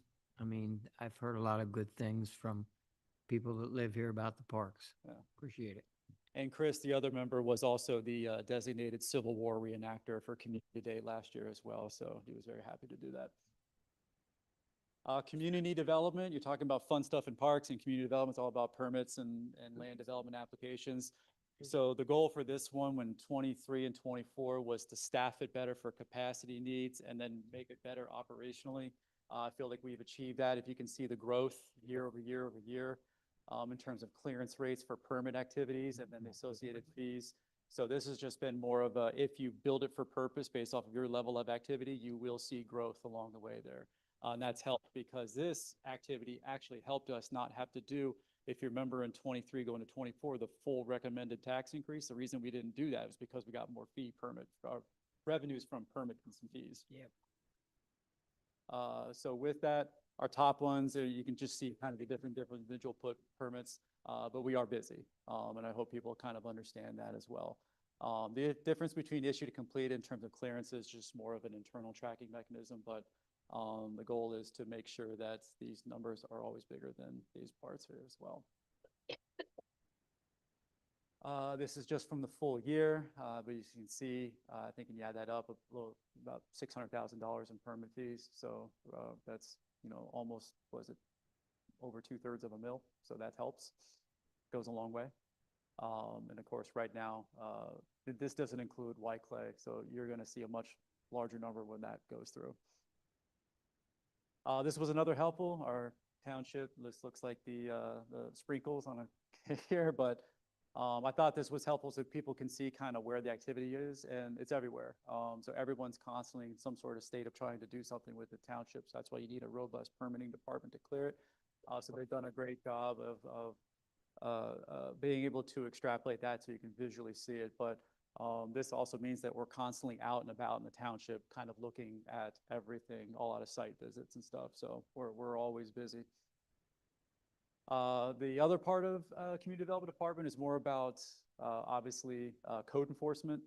You know, we did increase our ability through some additive staffing, and actually we had some others kind of help out to do more kind of proactive enforcement. So we did actually increase our numbers, if you will. A lot of it too is more people kind of tattling on each other. We have a lot of anonymous inputs because I think people are more saying that we're going out there and making these engagements, because the code enforcement transaction is pretty clunky. You're going up, you're serving as that kind of that HOA type function of, hey, you're out of compliance.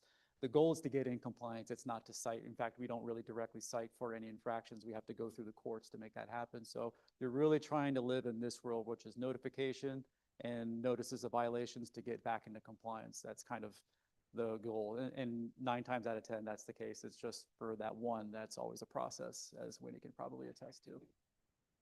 In terms of complaints, heat map of where it happens, I think this is probably more an indication where the township focuses more of its time and energy. But these are kind of the areas that we're having to consistently go to for property maintenance violations as well. Any questions about code enforcement, community development, land development, things of that matter? All right, humming right along. Public Works, not to be outdone. We kind of do the same thing with our labor hours distribution for Public Works. It's really about the 2 major programs. There's different components to it, but at the end of the day, it's roads and it's stormwater. And with that, this is from the stratification of that expense, if you will, for the labor for our total bucket amount of crew members that we have. So it's generally about 50-50 if you can think about it. We did have one kind of number for a really large storm event in FY24 that skewed our stormwater expense a little bit more so, but all in all, the consistency is really just we'll take multiple years looking at it, but you know, nothing irregular as of this year. You can see there's that same stormwater event as well. And then of course, there's always going to spike right around an August timeframe. It's when we do most of our paving, and we actually in that time included the line painting in that, which kind of spiked it up a little bit. But Public Works projects, this is what our old gas pump used to look like at the Public Works building. It was pretty gnarly.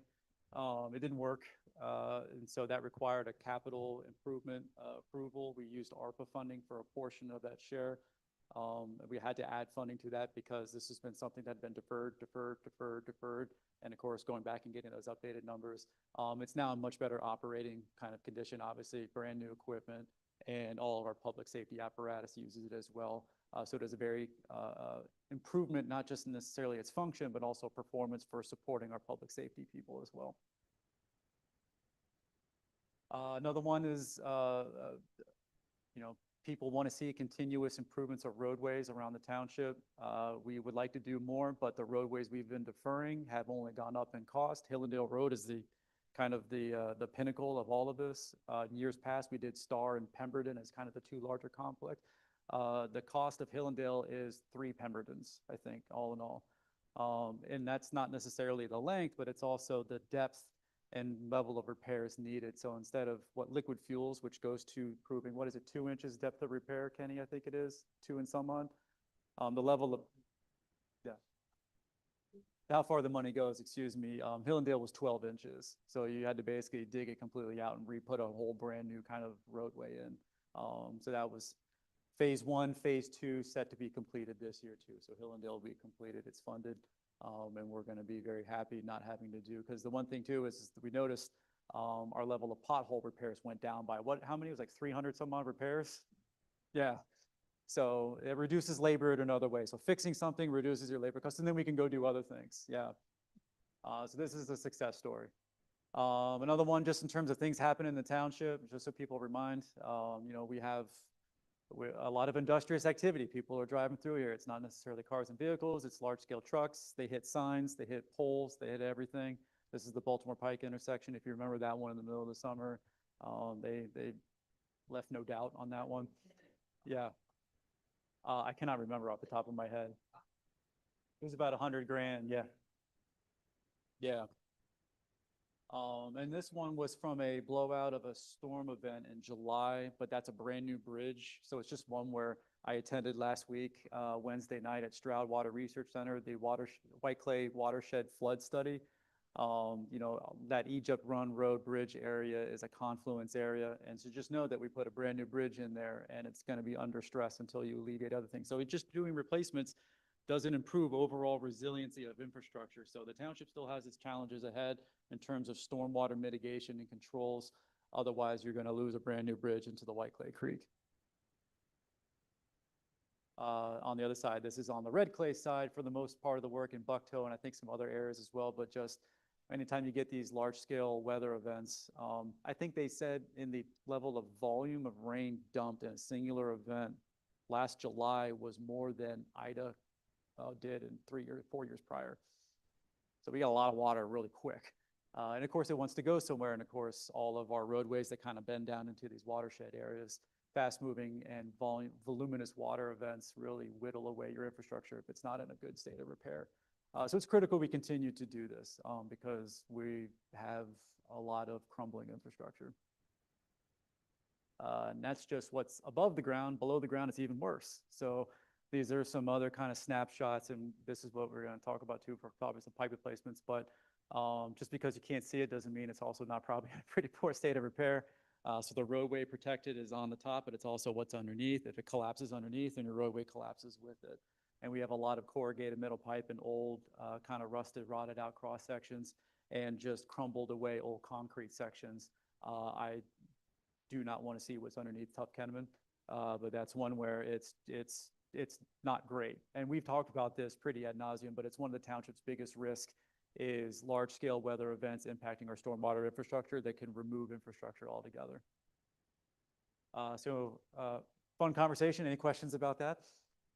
We're working at it, but the good news about some of the Tough Kenneman stuff is the Baltimore Pike intersection project is going to be addressing a lot of those areas. So that's helpful because I think when we did the study to be able to update that, it was about $4 to $5 million just to do Tough Kenneman eastern side alone. That project is going to take on a lot of the shouldering of those improvements as well. So that's a huge, huge plus to us. Then last but not least, in the airport. So airport, it's based off of seasonal patronage and also other events that you can't control, like the weather. When we used to have TFRs, just like a lot of things kind of go into it in terms of the volume of flying. The one thing has been consistently that there is a demand in the area and it's constantly patroned, and that's in our runway counts. We're seeing that same level of interest in using New Garden Flying Field as a regional kind of transportation hub. And of course, as you expand your service areas like this kind of provides other additive revenue. So these don't become as critical as they once were. We're able to kind of continue our service offerings. So being a certified Garmin reseller and installer has helped us get more people from further away to fly to our airport, get that kind of custom body work, and then fly away. So this is kind of our footprint from last year. I believe it's when we started tracking because we didn't get this thing until May 1st. So it's not just people coming in and flying around Chester County. It's from a lot more of our regional presence. So anything, think of it like any other airport, it's just, oh, I want to go to Philly. I'm going to fly into this local airfield over here and then get a rental car and then go over here. And so we get them from a much larger cross swath. But granted, Mid-Atlantic I-95 corridor between New York and Washington, D.C. is kind of our hub area. In terms of patronage, you have a lot of little ones, but the big ones is ourselves because we own and operate our own flight school. So they're the volume of our landings and takeoffs at New Garden, and that's for a reason. The more traffic counts you get in terms of landings and takeoffs, the more viable you are as a feeder status airport, which means you get federal funding for capital improvements. So that's critical. We always need to keep those runway counts above the line. I think it's like 22,000 plus landings and takeoffs per year because that keeps our capital infrastructure shares really, really low because we get about 90-10 or 95-5 federal to local share grant matches as well, which is how you can do things like this. So this is primarily a federally funded project. A lot of it was that East Ramp area. This was done in the early part of the year, so everybody was able to walk around on it, for the most part, when we had our air show. And so that's kind of the things that you can achieve when you have that share amount. We're going to be concentrating on this other area for upcoming replacements, if you will, in terms of ramp spaces and taxiways for the future years, but overall, a successful project. And of course, the airport has their own share of events. You'll continue to see those kind of rolling out here as the summer comes. So bigger and better, kind of same mandate as well. So I'm looking forward to hearing the drone show people, what they have in store for us. And that's helpful too, because we do get people who provide donations to make that happen, as well as just the acts themselves and our camps and all of our other programming that the airport provides. So with that, any questions? Just a quick run through. I know it's a lot of stuff, but all in all, let's say the level of performance that we're able to achieve this year with who we have and what we have to work with is pretty astounding. I think that's good. I think it's important to do a recap and where we've been, where we're going. So if you're interested in the monthly level, this is kind of a aggregate of all of those monthly reports. This is kind of all of that combined.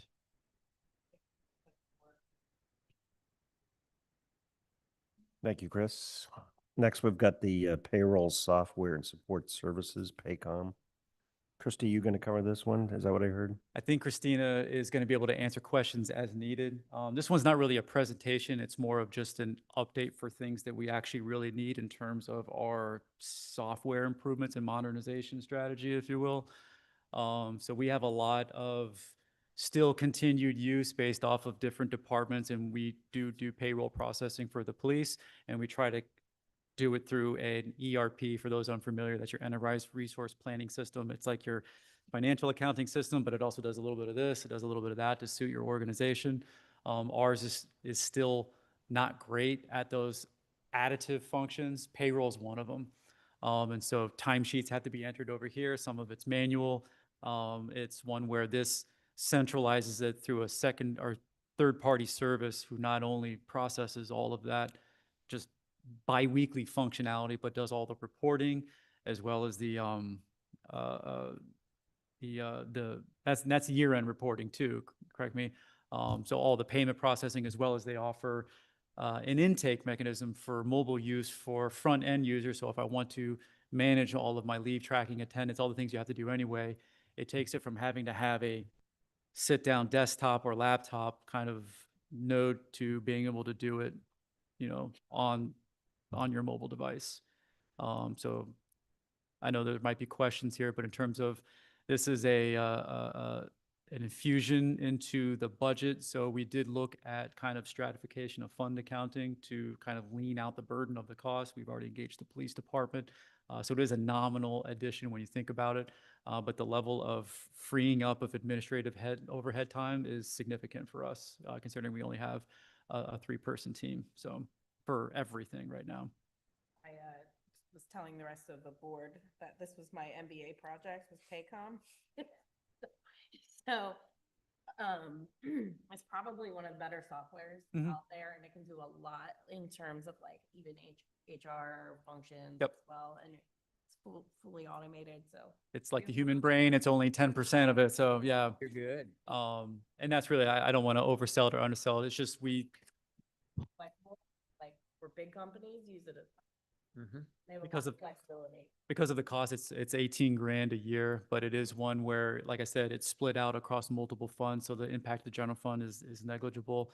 And then with that, based off of Pennsylvania procurement, because of the quote and the pricing, telephonic bids. So I don't know how many companies, and I'll give full credit that Christina had to sit down and go through hand over fist to get through, was significant. And this was just the far and away the best solution. Could have given you my whole presentation. in 50 So if approved tonight, this is something that we would ramp up pretty immediately because I think it's 800 some odd hours of additive free time added back into township staff, which for two people is immense. lot. I'll make a motion to approve. Yeah, there are things we're not doing right now because we have this. And we just have to balance priorities to get other things done. I heard a motion Yeah. to approve, in an amount not to exceed $20,186. I'll second. All in favor? Aye. Any opposed? Great. Next, we've got Pure Light Extension. So this is, Purelight was, received conditional use approval and then went through a land development process a couple of years ago, actually, and this is just an extension of their time to finalize that with financial guarantees for another, over a year. But I looked at it, I talked to staff and Chris and their attorney, and so I think it's fine to extend it. Good. Is there a motion to approve the extension? I'll second. All in favor? Aye. Any opposed? Great. We've done F and G. Next, we have the Planning Commission appointment. We had two great candidates for the Planning Commission appointment. Steve, apologies, we did not select you. We picked the other candidate, who's Candace Presley, who has a lot of commercial real estate experience. I think she'll be a great addition in the Planning Commission. And Steve, you're jack of all trades, so I'm sure you'll be able to help in another place too. Yes. We're already plotting, Steve. You're gonna love it. Keep your calendar open. So is there a motion to appoint Candace Presley to the Planning Commission with a term expiring January 1, 2029? We'll make a, Sorry. I'll second. All in favor? Aye. Aye. Great. Next, we've got the fiscal year 2026 Parks and Open Space mowing contract. This one's fairly straightforward. So we put this out to bid. I think it was in 23.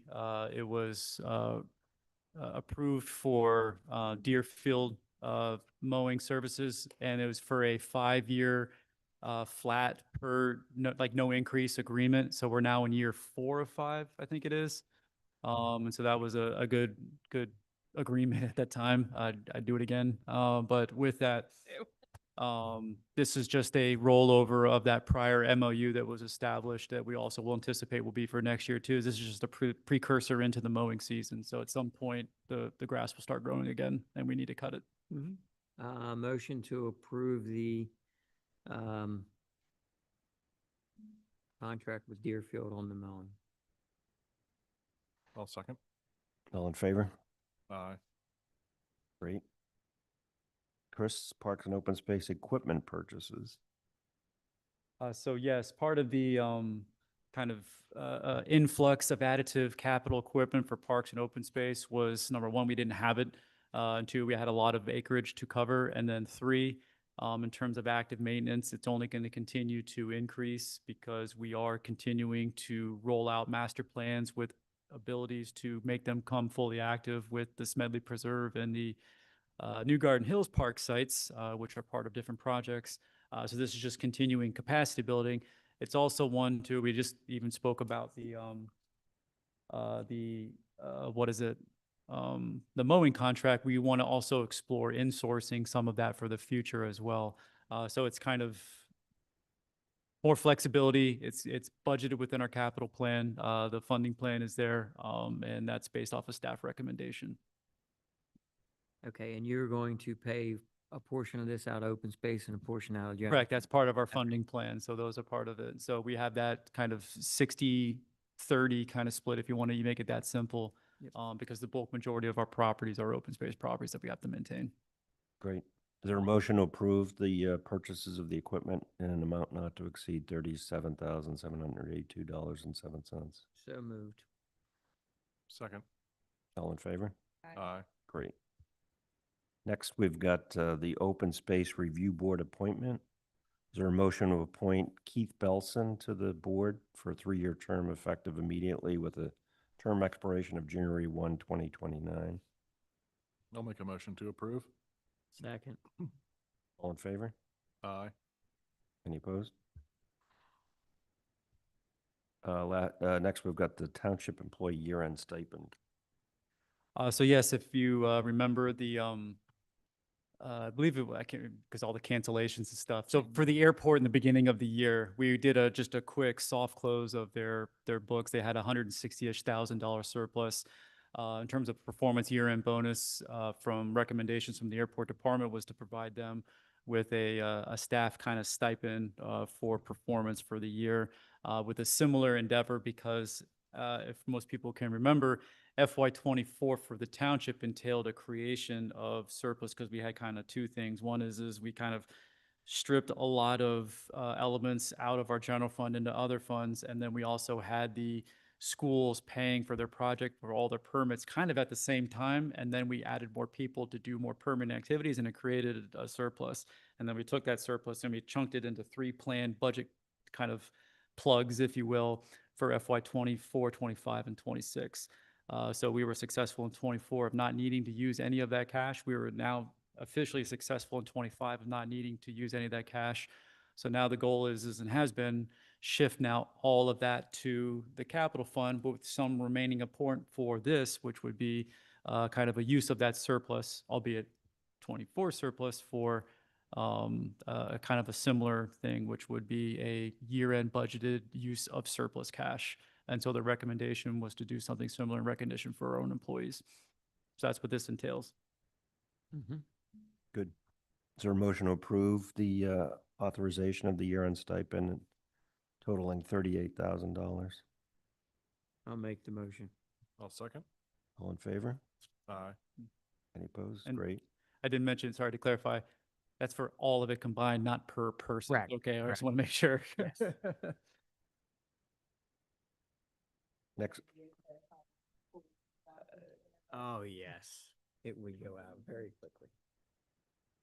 next Public Works, Chris? Yes, so, and I have a smaller kind of quick presentation here, but I just want to pull up real quick. Actually, you can probably read the agenda item as well, but essentially, and this was done from years prior, budgeted wise, and this was under the old compensation levels that we had. We had a budgeted department of 9 personnel in our Public Works Department.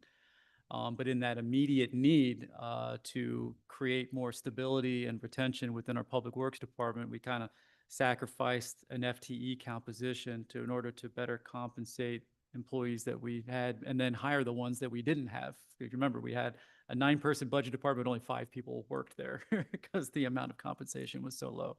In fact, we were the lowest reported in Chester County. So with that, we now have the means to adjust the budget back again to create back that additive position to get to a full staff department. And the best means to do so was taking the variability of our year-over-year salt and stormwater snap type pipe replacement needs and push them to a more manageable place, which is in the capital fund. And so based off of where we have been in terms of fleshing out a stronger capital plan, making things through financing, I think we have the capacity to absorb that, which is easier because it's more variable per year. You can have windfall moments, like we're gonna have a higher salt purchasing, just wait.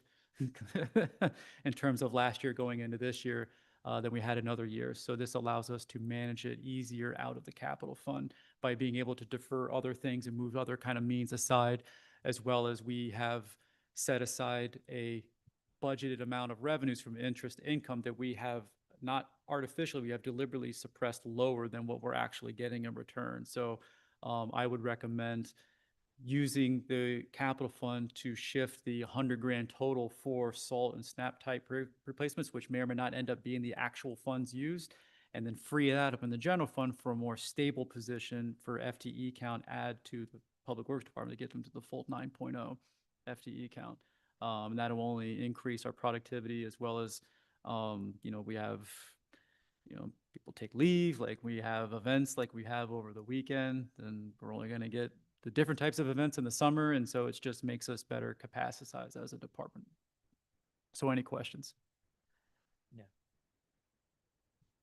Great. Is there a motion to approve the Public Works position at a cost not to exceed $94,875.35? And that's total compensation. I just wanted to Total clarify that. compensation. I'll make the motion. I'll second. All in favor? Any Aye. opposed? Great. Rod Run Detour Plan. Anyone do this? Yes. When there is a detour, the township is responsible for establishing it. So this resolution does that. We're not sure when it's going to start, but Kenny and I put together a resolution that establishes the detour Mm-hmm. for the construction on the Broad Run Road.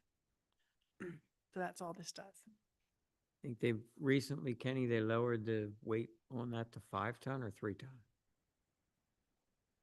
I think it's 5 ton. Yeah.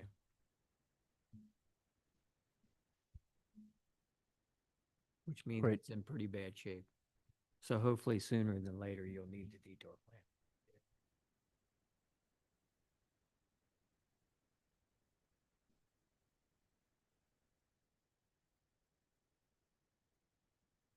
Should be this summer. Yes. And what is the detour route? I did not see that in here. It's Oh, flexible. it's flexible. Yeah. I mean, there's no real easy way. And it's a state road and it involves township Township road, roads. That's yeah. why we have to take the action on it. Yeah. Okay. I'm good with it. I'll make the motion. Is there a second? All in favor? Aye. Great. Next, we've got the manager's report, brake retarder restrictions. I just wanted to provide this, excuse me, just wanted to provide this as a quick clarification. So there had been some people providing issues, complaints, talk about our complaints, in kind of all the main commercial arteries in the township. So Baltimore Pike, Route 41, and Newark Road. We don't have any historical approvals because all of those restrictions need to be reviewed and vetted by PennDOT because they are on state roads. And there's a lot of factors that go into whether or not a restriction is merited based off of grade of the roadway, the intersections, the stoppages, all the times. There's a lot more that goes into it. And that had never been done for Newark Road and Baltimore Pike, but kind of uncovering some of the prior information about Route 41, there is a PennDOT approval today for Route 41. And so I just wanted to provide that as a caveat. Like we can move forward with Route 41 today and then just continue to add to that because there's no ordinance or anything else required. I think it's just once you get that kind of letter of approval, which in this case is literally just an email, we can get those established. But I think PennDOT, so you do need an ordinance. Okay, all right, I'm sorry, I misspoke. It's late. But that's one where if you want to wait because it's an ordinance, you don't want to do an iterative ordinance. Does it make sense to wait on getting the Baltimore Pike and Newark reviews complete before going forward with a more holistic ordinance construction, if that makes sense?